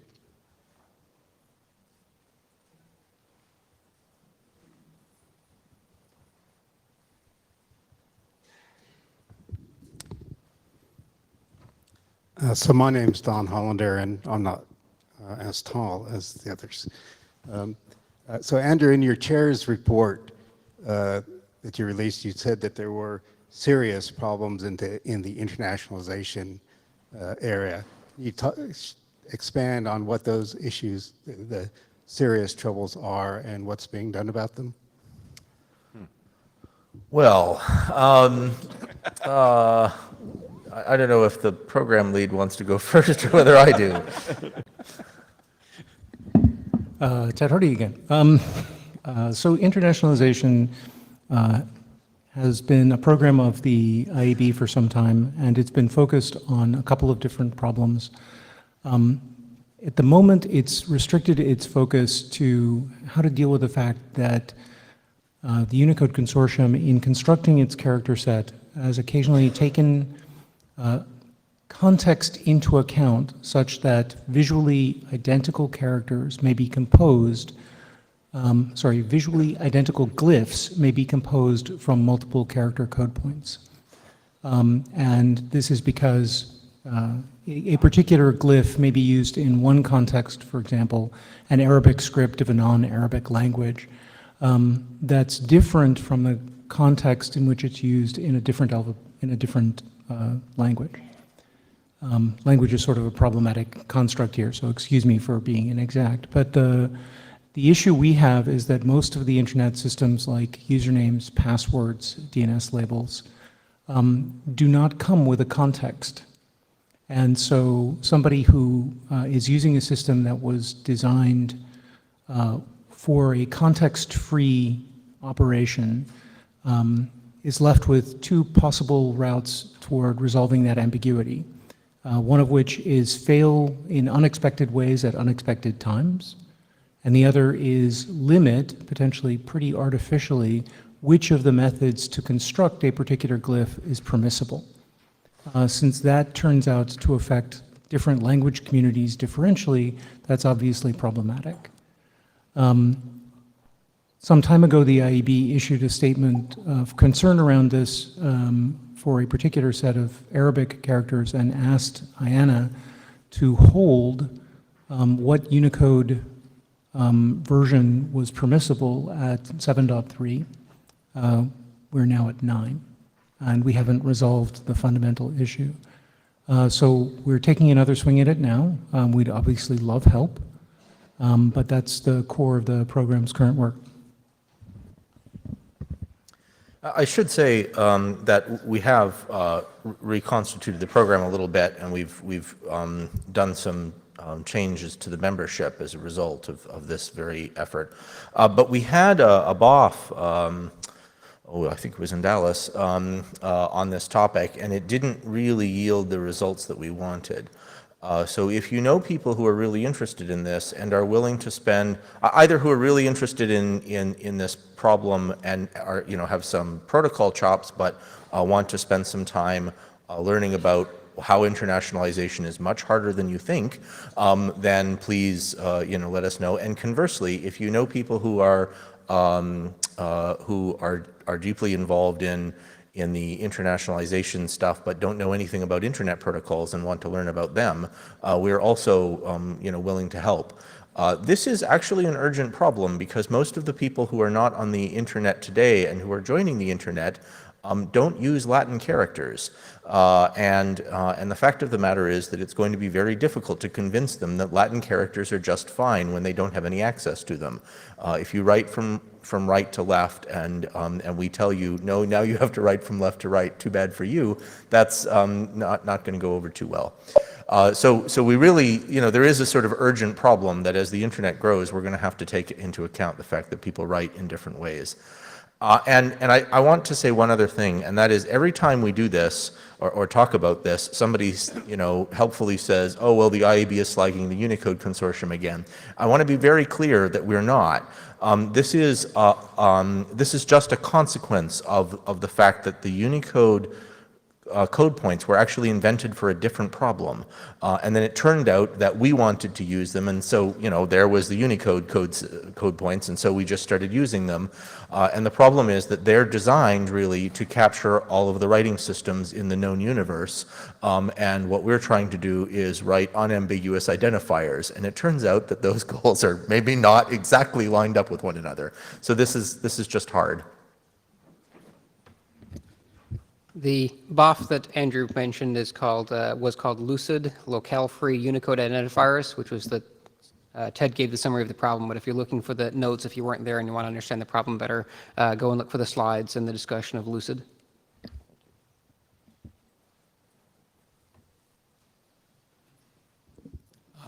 Tom Herbert. If you look at Ross's list of protocols, about half of those, I think, were some form of foo over UDP. Quick is over UDP. So we're seeing a lot of protocols run over UDP. And why is this? Well, UDP does not benefit the end host in this context. In fact, it's overhead. We have to think about how to deal with UDP checksum. IP and UDP, we can send IP just as easily as we could send UDP. The thing is, though, the reason we're doing this is because of middle boxes and switches in the network. They understand UDP and TCP for the most part. So my question is this a concern? Are we going to wind up with an internet that is, instead of being mostly TCP, becomes a UDP-based internet? And it just seems like, in a sense, we're propagating the problem of protocol ossification. instead of necessarily fixing it head on. So can you comment on that? So let me go first, then Brian probably will want to say something after I talk. Number one, I think the problem is not only from middle boxes. I think it's also in the APIs that are available in most common operating systems. UDP and TCP being the most easy things to get access to from a wide variety of operating systems limits us in terms of starting the process of rolling out new protocols. And if TCP is limited in the kinds of things you can do with it, that leaves UDP as the only thing that's left, unfortunately. And then Brian wanted to pop in there. So I will mention that this is not a new problem. It's just that one of the words has changed. A couple years ago, we had a very similar discussion, and instead of using UDP, there the comment was replace it with HTTP. Right? Everything seems to be going over HTTP. Does that cause the problem? It says, yeah, it's basically the same discussion that we're repeating right now. And 10 years from now, it might be something else. But it's just another instance of the same problem that we've been dealing with. The whole stack evolution, previously called IP evolution, has been looking at this issue for many years, and now we're just looking at, yes, now it happens to be everything over UDP instead of everything over HTTP, but the waste keeps moving around and there's multiple wastes and so on. All right, so and the reason I think it's interesting to move the wastes down is that when you run over HTTP, you're now running over TCP as well. And TCP has some characteristics that are very good for certain kinds of traffic. It's really good for moving a tape from one side of a room to another, which is basically what it was designed for in the very beginning, is we had these file descriptors, and the file descriptors were serial, and the file descriptors were serial because you could have been dealing with serial I/O. It goes all the way back to tape. If what you're not trying to do is move a tape across a room, if you're trying to move it to Mars, or if it's not a tape, it doesn't work as well. So if you're trying to take all of these things that may have different shapes and put them over HTTP, that's not going to work out very well for you because TCP is in the way. The idea of pushing this down to UDP is that UDP isn't in the way in this case. Yes, it's a little bit of extra overhead, but what it does give you is the ability to address not a host, but a process on that host if you're dealing with a host that has multiple tenants and multiple processes, which is most hosts these days. And it gives you the ability to sort of take these identifiers which, due to the use of NAT in order to have the prolonged deployment of the legacy internet protocol, now means that those ports are actually part of the forwarding identifier, right? Like how that gets treated by the network from end to end is part of that forwarding identifier. So in order to get around that without, we could melt all the NATs, that would be great. We could drink to the universal deployment of IPv6. Or we can recognize that and basically use UDP as a way to get around it. So another thing to recognize is that when you say we're going to run the internet over UDP, what we're really talking about is taking these packets that have some other properties. So the congestion control properties are different, or the pacing properties are different. It's not just the same old UDP, it's just some other traffic that looks like UDP to the lowest layer of the wire. That's the stack evolution view of it. The set of protocols that Ross showed earlier is a completely different problem, right? There, the end hosts really aren't involved. The UDP is a way for tunnels to go over things that tunnels weren't originally designed to go over. There are commonalities here in how UDP then gets treated by the network, because now if you see a UDP packet, it could be an actual UDP packet, it could be DNS, NTP, some application running over UDP. It could be a tunnel packet. It could be a packet using a new transport protocol like QUIC, or with a shim layer like Plus, which also runs over UDP. And there's a little bit of, that adds a little bit of ambiguity to handle UDP. This is why we're having, or handle UDP, or what it means when you see it at some random point in the network. I encourage you to come to the Plus BOF. I know, Tom, I don't actually need to tell you to come to the Plus BOF, but I encourage everybody else to come to the Plus BOF, because we're going to talk there in part about how we can use the shim layer to resolve some of that ambiguity. So it didn't quite address it. So like you said, Ross's list was about tunneling and encapsulations. And I completely agree. There are many on that list that do exactly the same thing. And when we do a foo over UDP, that effectively doubles the number of protocols and the numbers of standards. And in that context, the only benefit of UDP is to get packets over the network, get ECMP, and things like that. All the OSs can support that. It's an OS issue. So I know they're interrelated, but I think we need to be careful to lump everything and say it's always going to be UDP. I don't want to run UDP in my data center just for the purpose of getting packets through a firewall. I would much rather that it passes SCTP or TCP or DCCP, whatever I want to use. But we can't do that if there's not some sort of consistency amongst the vendors and the end host and what have you on how to do that. And I'll give you one great example. The IPv6 flow label is perfect for ECMP. If we deploy that correctly, this means that any switch that's doing ECMP and has an IPv6 packet should only have to look at the 40-byte IP header to route that packet with ECMP. Should never have to parse over extension headers, shouldn't have to figure out if it's UDP or TCP, or, oh, it's a protocol I don't know, I can't do ECMP. So there are ways to fix aspects of this problem rather than just saying, well, UDP is what's supported and we need to kind of continue with that. So I'm going to go all the way over here, then here, and then here. Jana Iyengar. So while it's true that pretty much all internet traffic at the moment does go over UDP or TCP, I just want to remind folks that the internet still runs largely over IP. The fact that we can't deploy any other transport protocol besides TCP and UDP is not a transport protocol by any means, it's a way to build a transport protocol, is basically because of a number of factors, including metal boxes and including in-kernel implementations of things over IP and so on. And everything that's happening is largely a wave. It's a response to the state of the deployed world right now. It's, I don't think it's a problem at all, frankly, because the response is natural and it should have been anticipated by people. This has been coming for a large number of years. It's not brand new just because things are getting proposed now. It's definitely not a new idea. As long as we are able to think about things in a more principled manner and not just in a layered manner, I think that we can make substantial forward progress. As long as we're able to think about functional units instead of just protocols, I think we can make substantial progress. I'd like to point out again that UDP is not really a transport protocol, it is simply a DMUX protocol. The transport protocol is a thing that sits on top of UDP.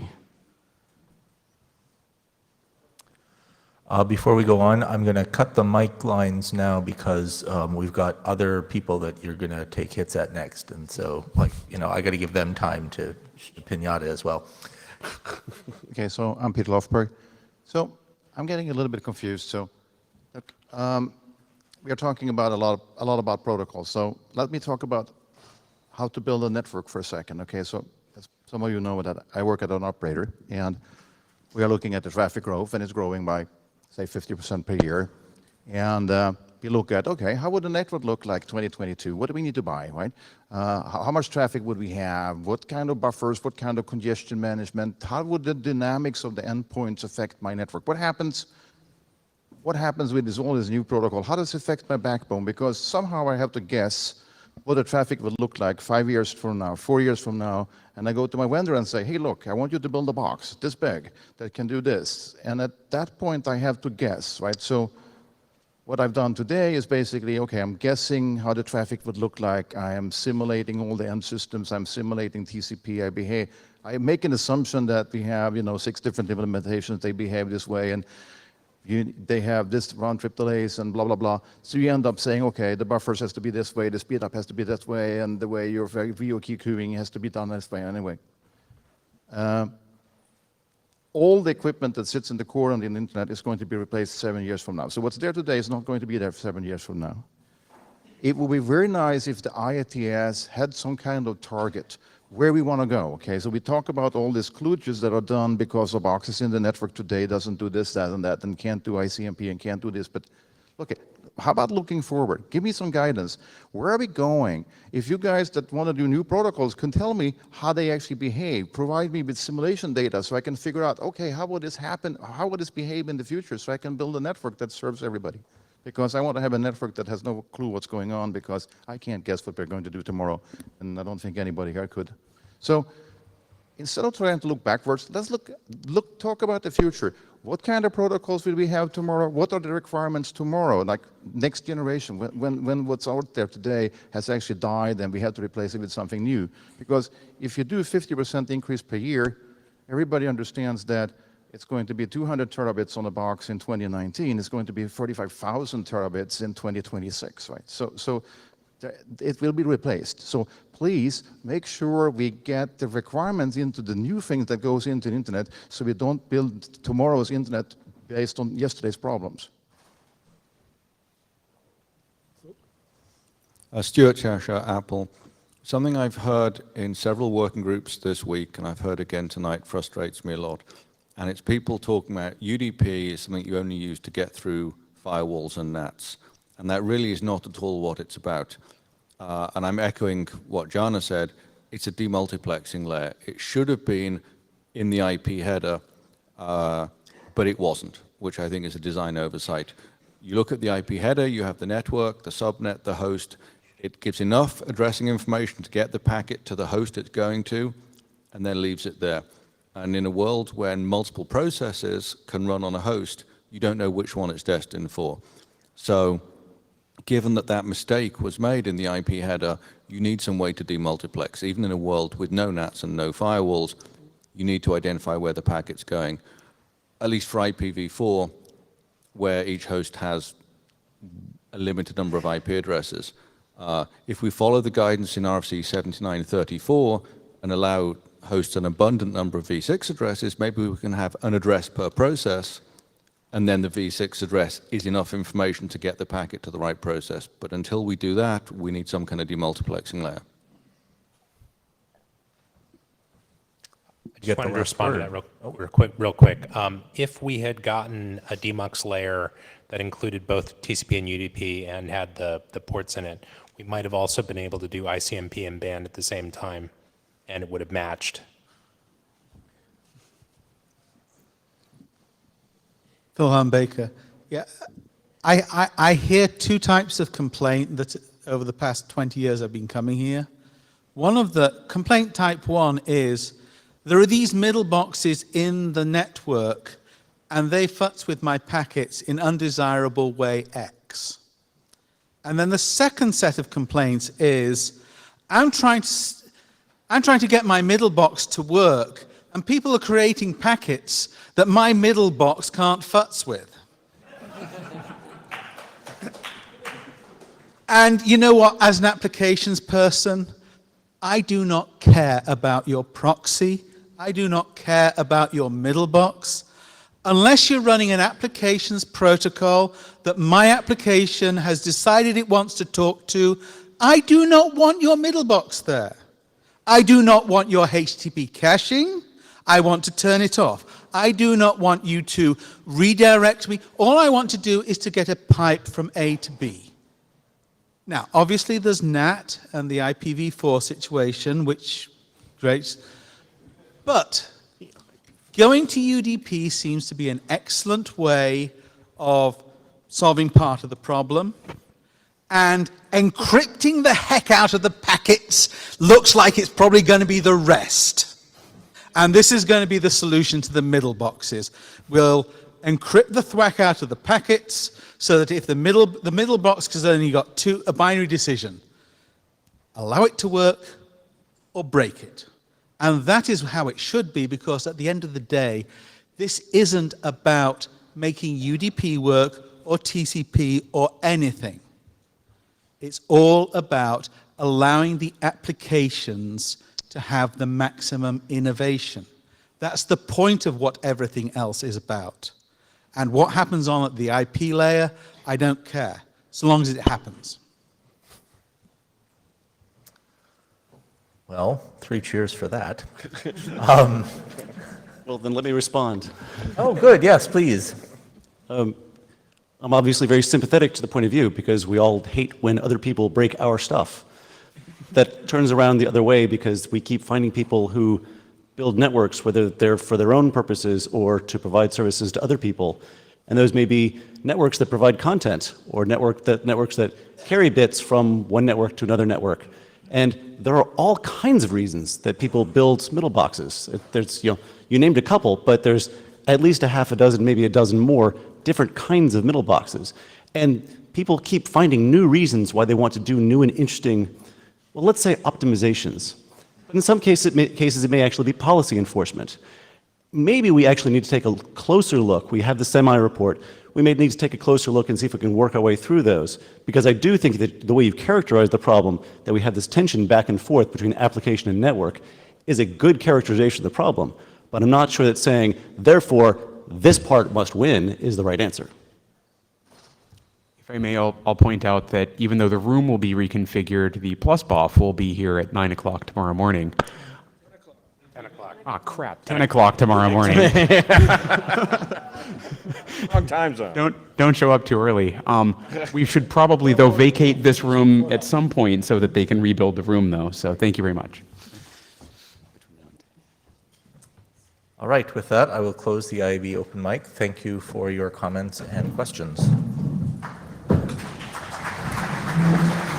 And if I can have the IAOC and Trust up on the stage and the IAD.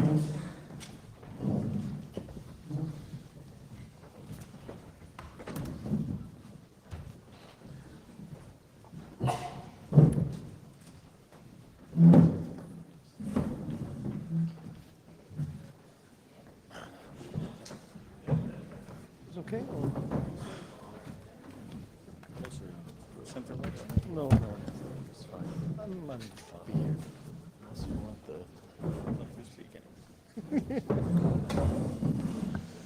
All right. I'm still Leslie Daigle, IOC Chair. Benson Schleiser, who is also a member of the IOC and Trust, is not feeling well this evening and won't be able to join us, unfortunately. So I would ask you, John, if you would start the introduction.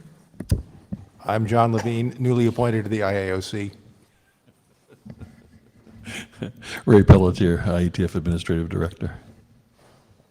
Tobias Gonrom, IOC and IETF Trust Chair. Jari Arko, IETF Chair and therefore also an IAOC member. Lou Berger, IAOC. Andrew Sullivan, IAB Chair, and for my sins, also therefore a member of the IOC and Trust. Kathy Brown, ISOC, and therefore a member of the IAOC. Right. Hi, Lee Howard. I was talking with somebody online who's not actually here this week, who was curious when looking at the meeting statistics, the demographics. In some past meetings, the meeting statistics have included a breakout of how many women were here. And so I'm relaying a question from a remote participant. Do we know how many women are at this meeting? I think Ray's looking it up. Do we have that information, Ray? You have the information.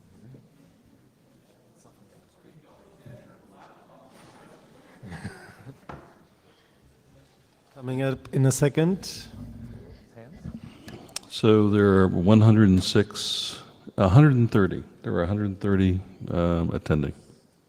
So that makes about 10%. Oh, so let me just give you the breakdown then. Declined to respond, 114.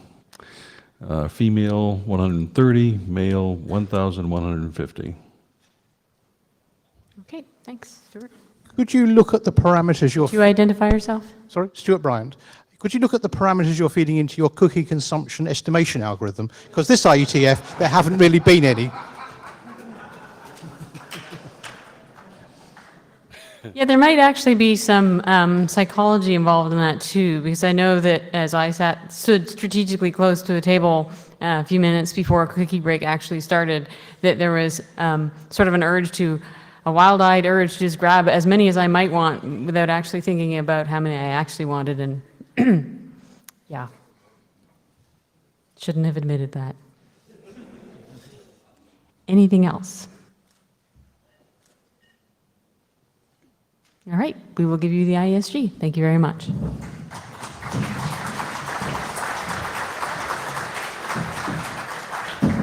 All right, can the ISG come on stage?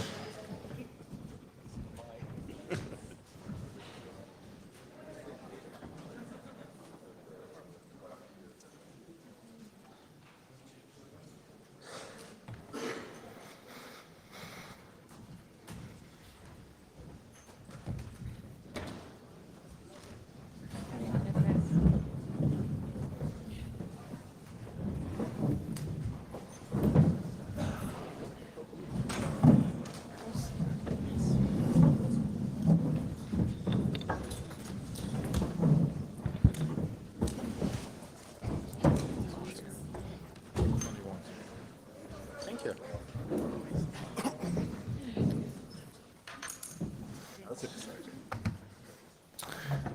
All right, while people are getting settled, Alvaro, why don't you start the introduction round? Sure, Alvaro Rotana, routing area. Ben Campbell, application in real time. Deborah Brungard, routing. Joel Yegley, operations and management. Benoit Claes, operations and management. Alyssa Cooper, applications in real time. Mia Kulevin, transport. Terry Manderson, the very suave internet area. Stephen Farrell, beside the guy in the suit. And I'm still Yari Spencer Dawkins. I could be the area director for Quick, but I'm the transport area director. I'm still Andrew Sullivan. Suresh Krishnan, internet. Alexei Melnikov, application in real time. Kathleen Moriarty, security. Aaliyah Atlas, routing. Lars. Hi, Lars Eckert. Just to follow up from the last question to the IOC, I observed that the diversity on the ISG is much higher, which is great, and that means past NOMCOMs did an excellent job. Thank you for that.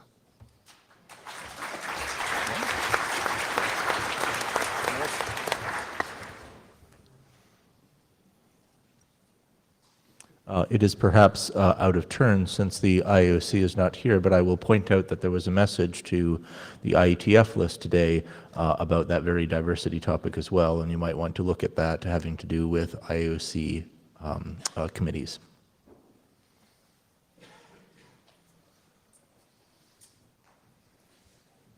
And we are open to suggestions, comments, questions, or dinners also, if there's none of the others. Michael Richardson. So we had our great too many hours again for available meeting slots problem. And I think it's time to run a bunch of experiments and to do some things, and for some area directors to probably maybe be a little more stringent in approving meetings. I'd like to suggest that every working group gets 1 hour, and that after we've done that, that we can consider whether more time is necessary.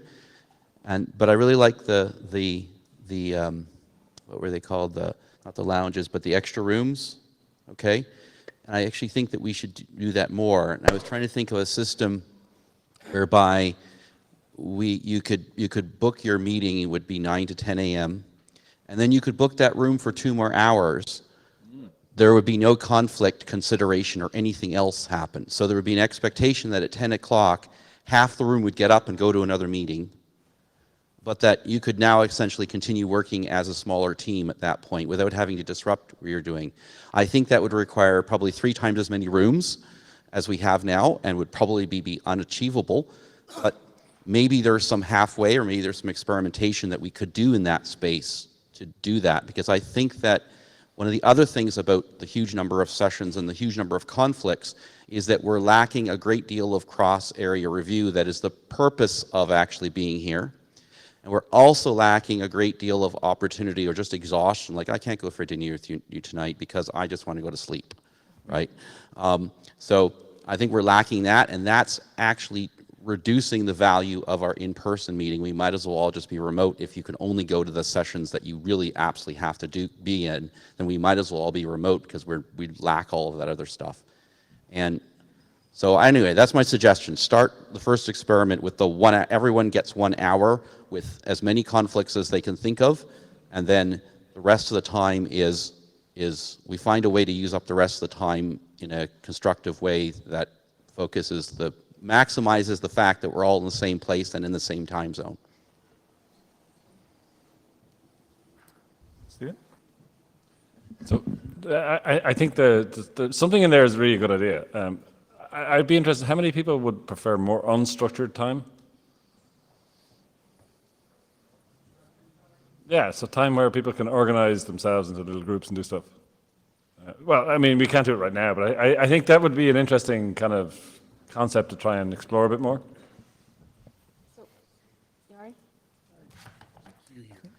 And so we had discussed some of this, and inclusivity would be a big consideration, right? Because if you're doing lots of small breakouts, newcomers to a working group, we really have to figure out how we can enable conversations and enable new people to be able to do this work as well. So there's some constraints, and I think this is going to require a lot of thought. So one of the things that we did at the ISG retreat, which I think could be interesting, is we had, here are some topics, people who actually wanted to get together and talk about them, went into different portions of the room, talked, came back and summarized. And I'm wondering if something like that, or like the unconference, I haven't been to any of the unconferences, so I'm only speculating, but it would be really nice to see some creativity from some of the working group chairs in terms of trying new things, because what's most valuable, of course, is having sometimes those excitingly challenging conversations and getting the right people together. And if we err too much into letting it be self-organized author teams, then we don't always hear the voices that disagree or the new people who actually have a lot to contribute.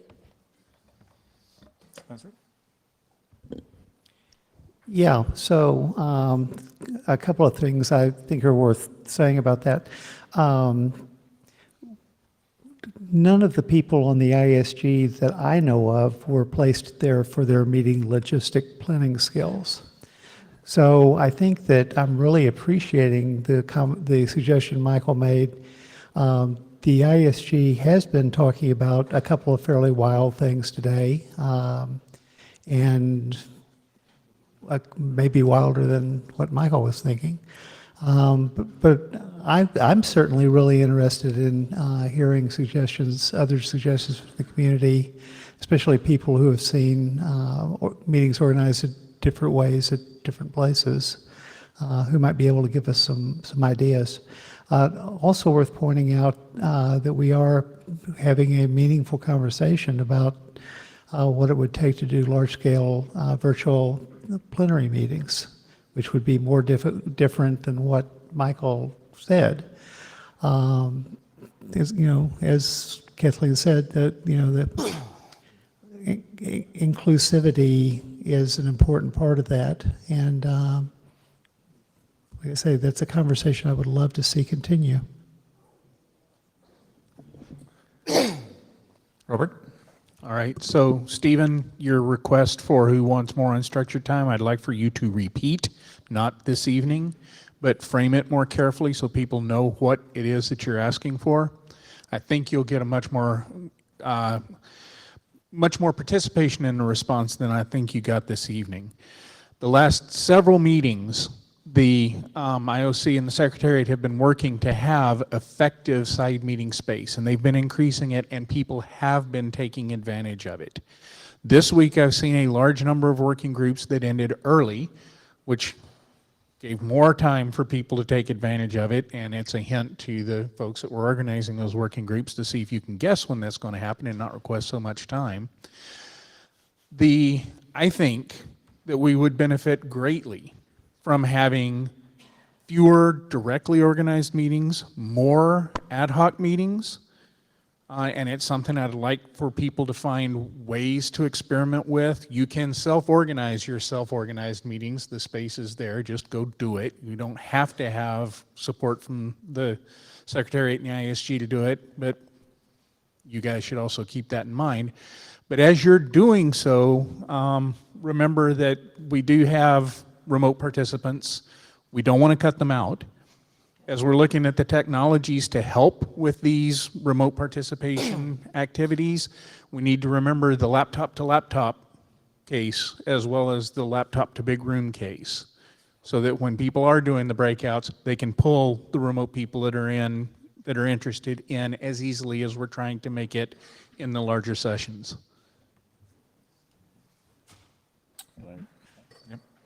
So Robert, thank you. I think that's really good. And again, careful framing is not my forte really, but yes. Yeah, I like the kind of conversation we're having. One of the thoughts that's popping into my mind now, we talk to working groups a lot about, maybe you shouldn't be talking about draft by draft by draft. You should be talking open issue by open issue.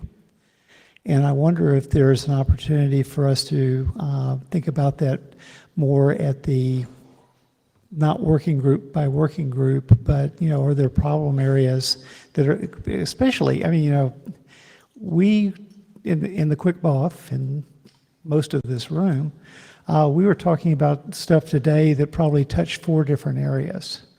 We're not really set up to do that working group within an area by working group within an area.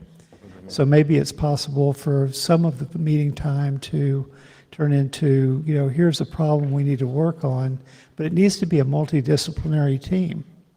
I don't know if that's a good plan or not, but it's different from what we're doing today, and it seemed like it would have helped some of the conversations we were talking about in the quick BOF.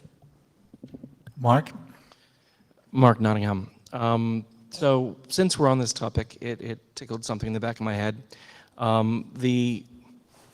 Charles. I'm always bad with the metaphors.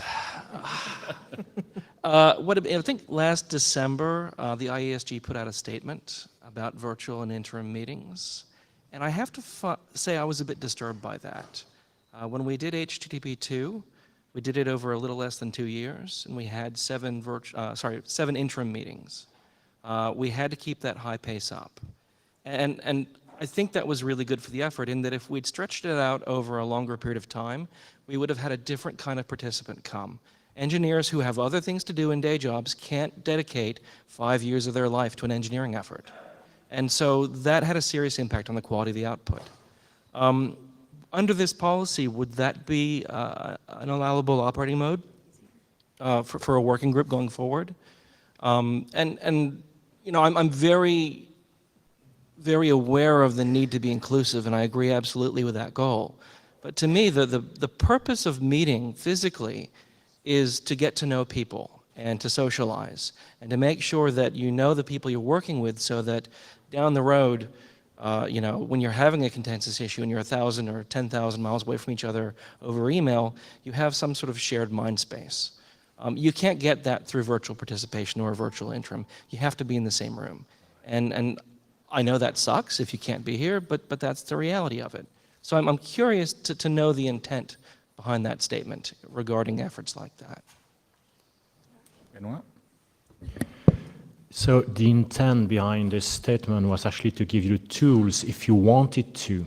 So it doesn't mean that you have to do everything virtual.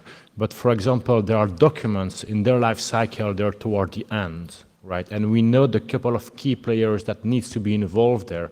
And for example, in my NetMod working group, we spend like bi-weekly interim meetings going one issue over the other until it was solved. So this is the goal behind this statement, to make it easier for you if you need the tools. Okay. I didn't read that from that statement. It seemed like it was trying to reduce the number of interims, not to help. Maybe I just didn't read it well. I would like to review the exact sentence Okay. you're putting on, because I'm slightly confused. Alisa, At least it was not the intent. Yeah, I was just going to say, I don't think that was the intent at all. I mean, if that's how it reads, then we should fix it. But I think we want working groups to meet as often as they need to. And I think the thing with face-to-face is that you just need advance warning and good remote support, which is the same thing we do for these meetings. But yeah, I'd much rather see groups meet more often if they feel that that's what helps them progress more quickly. So hopefully that's the message from the statement.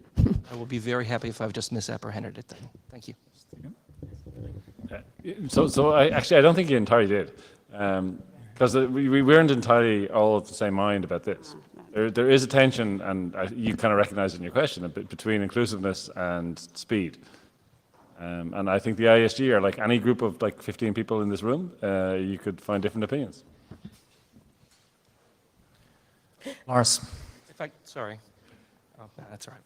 Turning into an old timer because I think this is the record for me to come to the mic here twice. So I like Michael's suggestion to take some pressure off the week in terms of creating opportunities for unstructured interactions. And when Mark spoke, right? So one thing that an area director could do is do the 1 hour thing, and you know, give your working group extra time if it has demonstrated the need for it by having, you know, successful interim, virtual or physical, whatever. You can decide what that is, right? Because we have this cadence of only meeting here, but then needing like 5 hours or 2.5. And that might reduce the pressure on the week, and we can use that for some other time. Second point I wanted to make is we're not going to, you know, fix this here tonight, but we now have a working group called Meeting Plan that we can promptly recharter to also consider, you know, these sorts of aspects. It has a good name for this. I like very specific working groups, but we can give you another working group. Joel, did you want to? Charles Neville. Yeah, I wanted to briefly respond to that. I think there's two things that are really interesting about scheduling. One is that between the time that we begin scheduling and the time that people have to post their agendas is about a month. And the actual schedule changes a lot between those two times, in part because there's a bunch of people who don't need to meet and they fall out. And so I think one of the things that happens with the scheduling is that we have 40 or 50 hours that are freed up between the time that we start and the time that we actually complete that. So I think it's a little bit misleading to look at sort of the initial set of meeting requests as the final set. There is a bit of speculation on whether you need to meet or not, and people do fall out. The other part is that we have this sort of interesting experiment that we've done partially to address local conditions, but it seems like the local conditions are not really the big issue in Berlin, but rather what to do with your hour in the morning seems to be sort of an interesting exercise. And it seems like people get themselves organized and they have meetings, and then they go off to their first working group at 10 a.m. as opposed to 9 or 8:30. So I think that is a kind of natural experiment on how we allocate time. Spencer. If I could just respond to that. I've seen people complaining on email that because we were starting at 10 o'clock instead of 9 o'clock, they were losing like 5 hours of IETF time. And I've also seen people complaining that because we were starting at 10 o'clock at 9 o'clock instead of 9 o'clock, that people were scheduling 2 breakfast meetings with them instead of 1. So I think a lot of this has to do with not the situation that we're in, but what we do with the situation we're in. Does one get to eat twice or just once? I'm quite sure who was first, maybe over here. Charles Neville. I'm a first-time attendee, but I've been to a lot of meetings in my life. A few observations. Meetings that last for more than 1 hour show an incredibly consistent tendency to degenerate. People who are very focused in the first 59 minutes suddenly ramble for their next point, as I'm about to do. I believe that the 10 a.m. start It's actually a beautiful sweet spot. The fact that people are complaining both ways is evidence that you have achieved that goal. Free meeting time is very valuable, but a mechanism where it's easy to publish what you're planning to do and where people can easily find it is very important for visibility. Plus one to the comment about allowing interim meetings so that a group that needs a lot of work done doesn't have to take up a lot of IETF time, because also plus one to the suggestion that some of the meetings where having the focus explicitly on issues that 3 different groups need to talk to each other about is a very valuable use of this meeting where you actually have 3 different groups present and they can do that. Thank you. I at least agree with... And one more point. 10-minute drinks breaks are insane. Give people half an hour to go to the toilet, have a chat, and get their drink before you try and get back into another meeting that should only be 60 minutes long. Otherwise, they'll start waffling. And we are on hour 3 or something at the moment. And we actually are running out of time in a few minutes, so have a few people left in the queues. Do speak, but be brief. Thank you. I'm Jim Galvin, and now for something a little different than everything we've been talking about. We heard earlier today, this evening, that about 10% of our physical attendees identify with the gender female. And I just got to watching this room up here and looking up there on the stage, and it suddenly occurred to me, I should first apologize for any unfortunate biases that I might have and assumptions I might make, but it looks like about 30% of our leadership up there would identify with the gender female, and I just think that's a useful thing for us to pat ourselves on the back about. Thank you.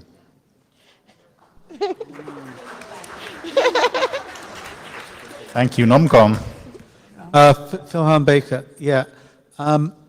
So I've got an action item coming back from this to file a PR, whatever the heck that is, for a working group that's asked me to do something on a thing called a Git. And, you know, I've got absolutely no idea how to go about it. Yes, I know how to use Git and GitHub and so on, but I don't know what credentials to use. And when I go to the charter for the working group, I don't find any information that tells me as a novice who's having their first IETF meeting what they have to do. So I like the idea of using a source code repository or whatever for this stuff. I think that there's some valuable stuff, but I think that there needs to be some controls around it. And I think that any working group that decides that they want to use GitHub or whatever for their workflow, that needs to be in on the charter page so that when you can see the mailing list there should be an entry to say where the GitHub is. And there should be a statement that says, this is how you get whatever credential you need. This is who you need to go to get whatever authorizations you need. And finally, and this is very important for me, because I work as an expert witness on patent cases, which, you know, I want to have that complete chain of discussion and all those actions archived somewhere where I can subpoena it if I need it in 20 years' time. So I really want to have the IETF keeping backups of all those Git repositories so that they're in one place that I can subpoena later on and not rely on, oh, I've got to go and remember who it was, because that doesn't work. I certainly agree that we do need, like, you know, the working groups will need to point to all relevant materials and methods of access and also history. And obviously, this is a little bit in flux as, you know, we're taking on new things and those new things will evolve also. Does anybody else from the IST want to, Stephen? So I kind of agree with your overlying point, but I also think that we really should keep the possibility that everybody is Yari at IETF.com or .org, or Yari's password is Yari. Password. I don't think we should really go to the point where a primary consideration is some patent litigation somewhere down the road. So, Well, yeah. Yeah, so we've been experimenting with how to use different tools, and it's been ad hoc with different working groups, trying to share more knowledge, put some of it together into a wiki. There's working group chair training a couple IETFs ago. I think we're still in the process of discussing and describing how to use these tools and make them better available. It is possible very easily on the charter page to put links to things like the wiki or other arbitrary URLs. So there are some of the mechanisms in the data tracker, but one of the challenges is pulling together the individual experience that different working groups are having with using new tools and putting that into sort of a common place that we can all learn from and be able to refer to. It's a really good point. Thank you. Thank you. And I actually did close the mics, but I just forgot to tell you about it. But we'll do Pat here, and then each of you will get 30 seconds. Yeah, I just wanted to go back briefly to the issue of meeting time. And frankly, I don't think it makes a lot of difference whether we start an hour earlier or an hour later. I mean, basically, most of us need a certain amount of time to sleep and a certain amount of time to eat. And if we meet for the same number of hours, you know, it may mean that sometimes you have 2 breakfast meetings instead of having a breakfast meeting and a before dinner meeting. But really, there's only so many hours in the day, and as long as we're meeting that many hours, it doesn't make a difference. I think one thing about trying to do side meetings kind of during the meeting time that makes it a little bit difficult if we want to get a group of authors together or something to work an issue in a smaller meeting is that when it's during the meeting time, we don't necessarily all have the same interests. So finding a slot when we're all available is kind of hard. So the idea of having your group meet less and having a side meeting, it doesn't always work because people are running off to different meetings. Yeah, the starting time and the split between the different purposes of time here this week those are independent from each other. And then the 2 last words. A question for the previous question, actually. Yeah, let's put all our documents in one repository, and subpoenable by which jurisdiction? Like what are we going to do then? All of them? What did you have in mind? Seriously, do you want to go up on the mic and say which one you had in mind? No. Offline. Yeah, well, we can decide that later. Lee Howard, I was in a BOF earlier. We were talking about a charter, and I couldn't actually see the charter that we were talking about because it was on GitHub, and I was on the V6 only network.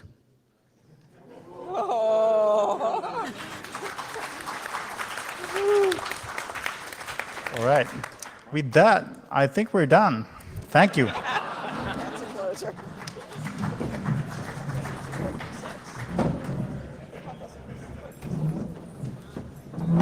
Can't manage 360 before.